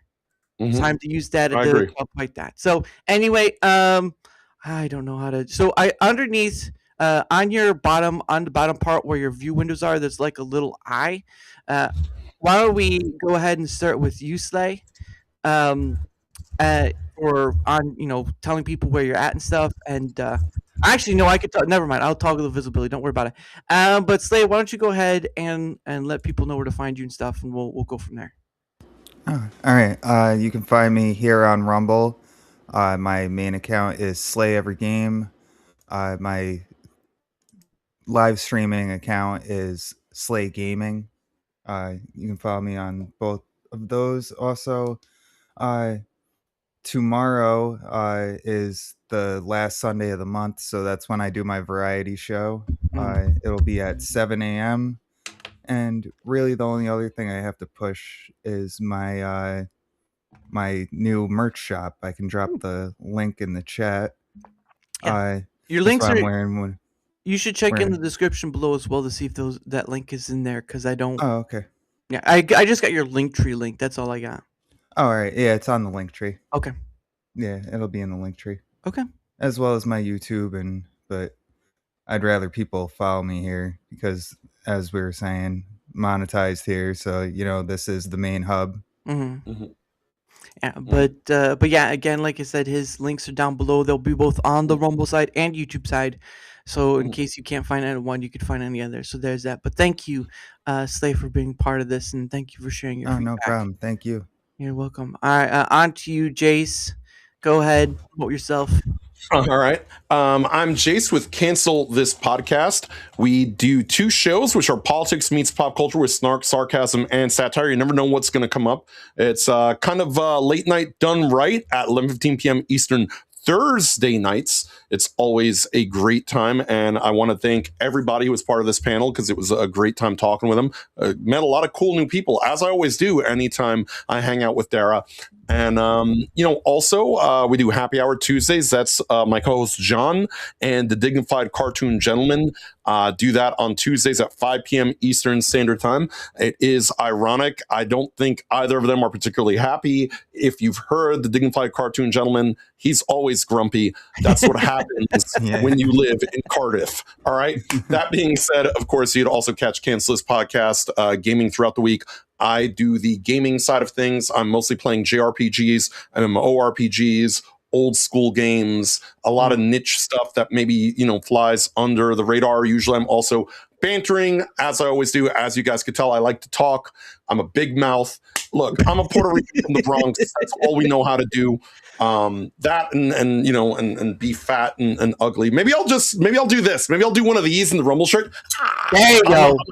And then I'll finally get featured because they'll want to bribe me to shut the hell up. And again, for the record, guys, when we do this, when all of us do this, it's not because it's coming from a place of hate. It's coming from a place of love. We love you guys on Rumble. We're trying to help make this place better. And sometimes it takes a little bit of tough love or things that maybe you don't like. You don't want to hear it, but sometimes you got to hear it. So shout out for Dara for giving us a show where we can do that. And love you guys. Appreciate you guys. Make sure to like, share, comment, subscribe, support to everybody here because all these creators are awesome. You had a question, by the way, before we take it down. It says, do you play Dwarf Fortress? Dwarf Fortress. No, I don't think I've ever played that one. I don't play that. I played primarily, right now I'm playing mostly like Final Fantasy 11 on a private server, Suikoden 3, Dragon Quest 10, which you can't even get in the United States, quite frankly. So I'm playing a lot of that stuff. There are some mainstream games that I play, like Clear Obscure Expedition 33, I need to get back to. Atelier Thaisa, because you know what? As Slay said, let them goon. Oh, I'm going to come. Exactly. Good Lord. All right. Thank you, Jace. And for the finale of it, because I got all those nice little buttons, sort of. But anyway, thank you all so much in the chat for being here. Thank you all so much for my guests who've been here and have had to leave because, stuff. So thank you all for that. But know that, again, like I said, I will be posting the Rumble² thing of all our feedback within a few days. I will try to get out those infographics tonight. If not tonight, then tomorrow, because I want that be something that people can look at and make their own decisions from. And whether they trust it or not, that's up to them. But at least the data is out there for you to see in a more clear visual standing. So again, my name is Daramuth, or Dara for short. I do Dare Chat. Dare Chat's my other show. Rumble² is once a month, and my Pay It Forward streams are almost every Friday, but that depends on a holiday or family event. And I do all that stuff. But again, my links and all my guest links are down below. If you want to see where we're at, hey, there you go. I'm not going to do the other stuff. It's just it's time to get out of here. So again, any help with the engagement factor in either place, whether it be Rumble, YouTube, or Blaze, because I'm streaming there as well. Any help with that engagement factor is much appreciated. Because not only is helping being seen more, but also helps in having other people on, like Jace, like Slay, like Moon, like so many others. Again, I've had on over 300 various guests for my Dare Chat show. That's 330 various guests for my Dare Chat show. So it's nothing to sneeze at. But again, thank you all so much. Okay, there we go. Bringing them back up. So, what happens is, hold on, it's gonna be a little laggy. But what happens is that I'm gonna play a music video out. Well, I have to switch scenes and then play a music video, and then once it's done, that will end the stream. But this isn't the normal one I usually play. I usually play One Day With You, but this is sort of a song based on a poem I did, and trying to just do something else. So here we go. Or. 7. Gotta count one because of the stinking not loading. 3 was 4, 5. There. Okay. So anyway, guys, have a great rest of your night. Have a great weekend, and remember, just to enjoy. And thank you to everyone who came, because your feedback matters, and that's the point I'm trying to make. So anyway, here we go. Have a great night, everyone. See you next time.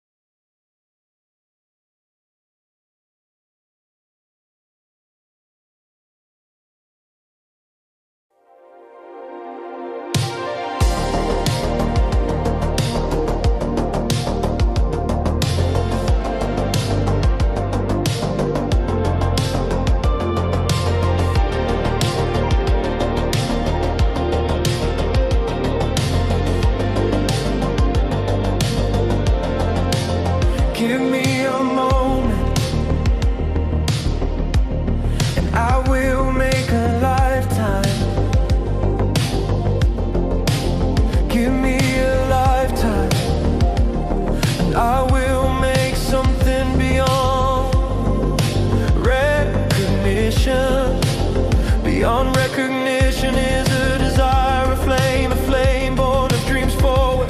Yet dreams do not push beyond their scope. A recognition held back by reality. But reality's a dreaming way to come true, and be reality. So what do you wish? What is your desired reality? In truth, maybe not much. In truth, maybe it is.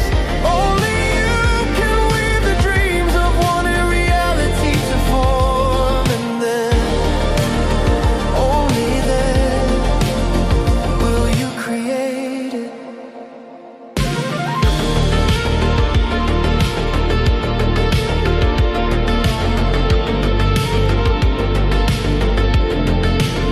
Give me a moment, just a single spark.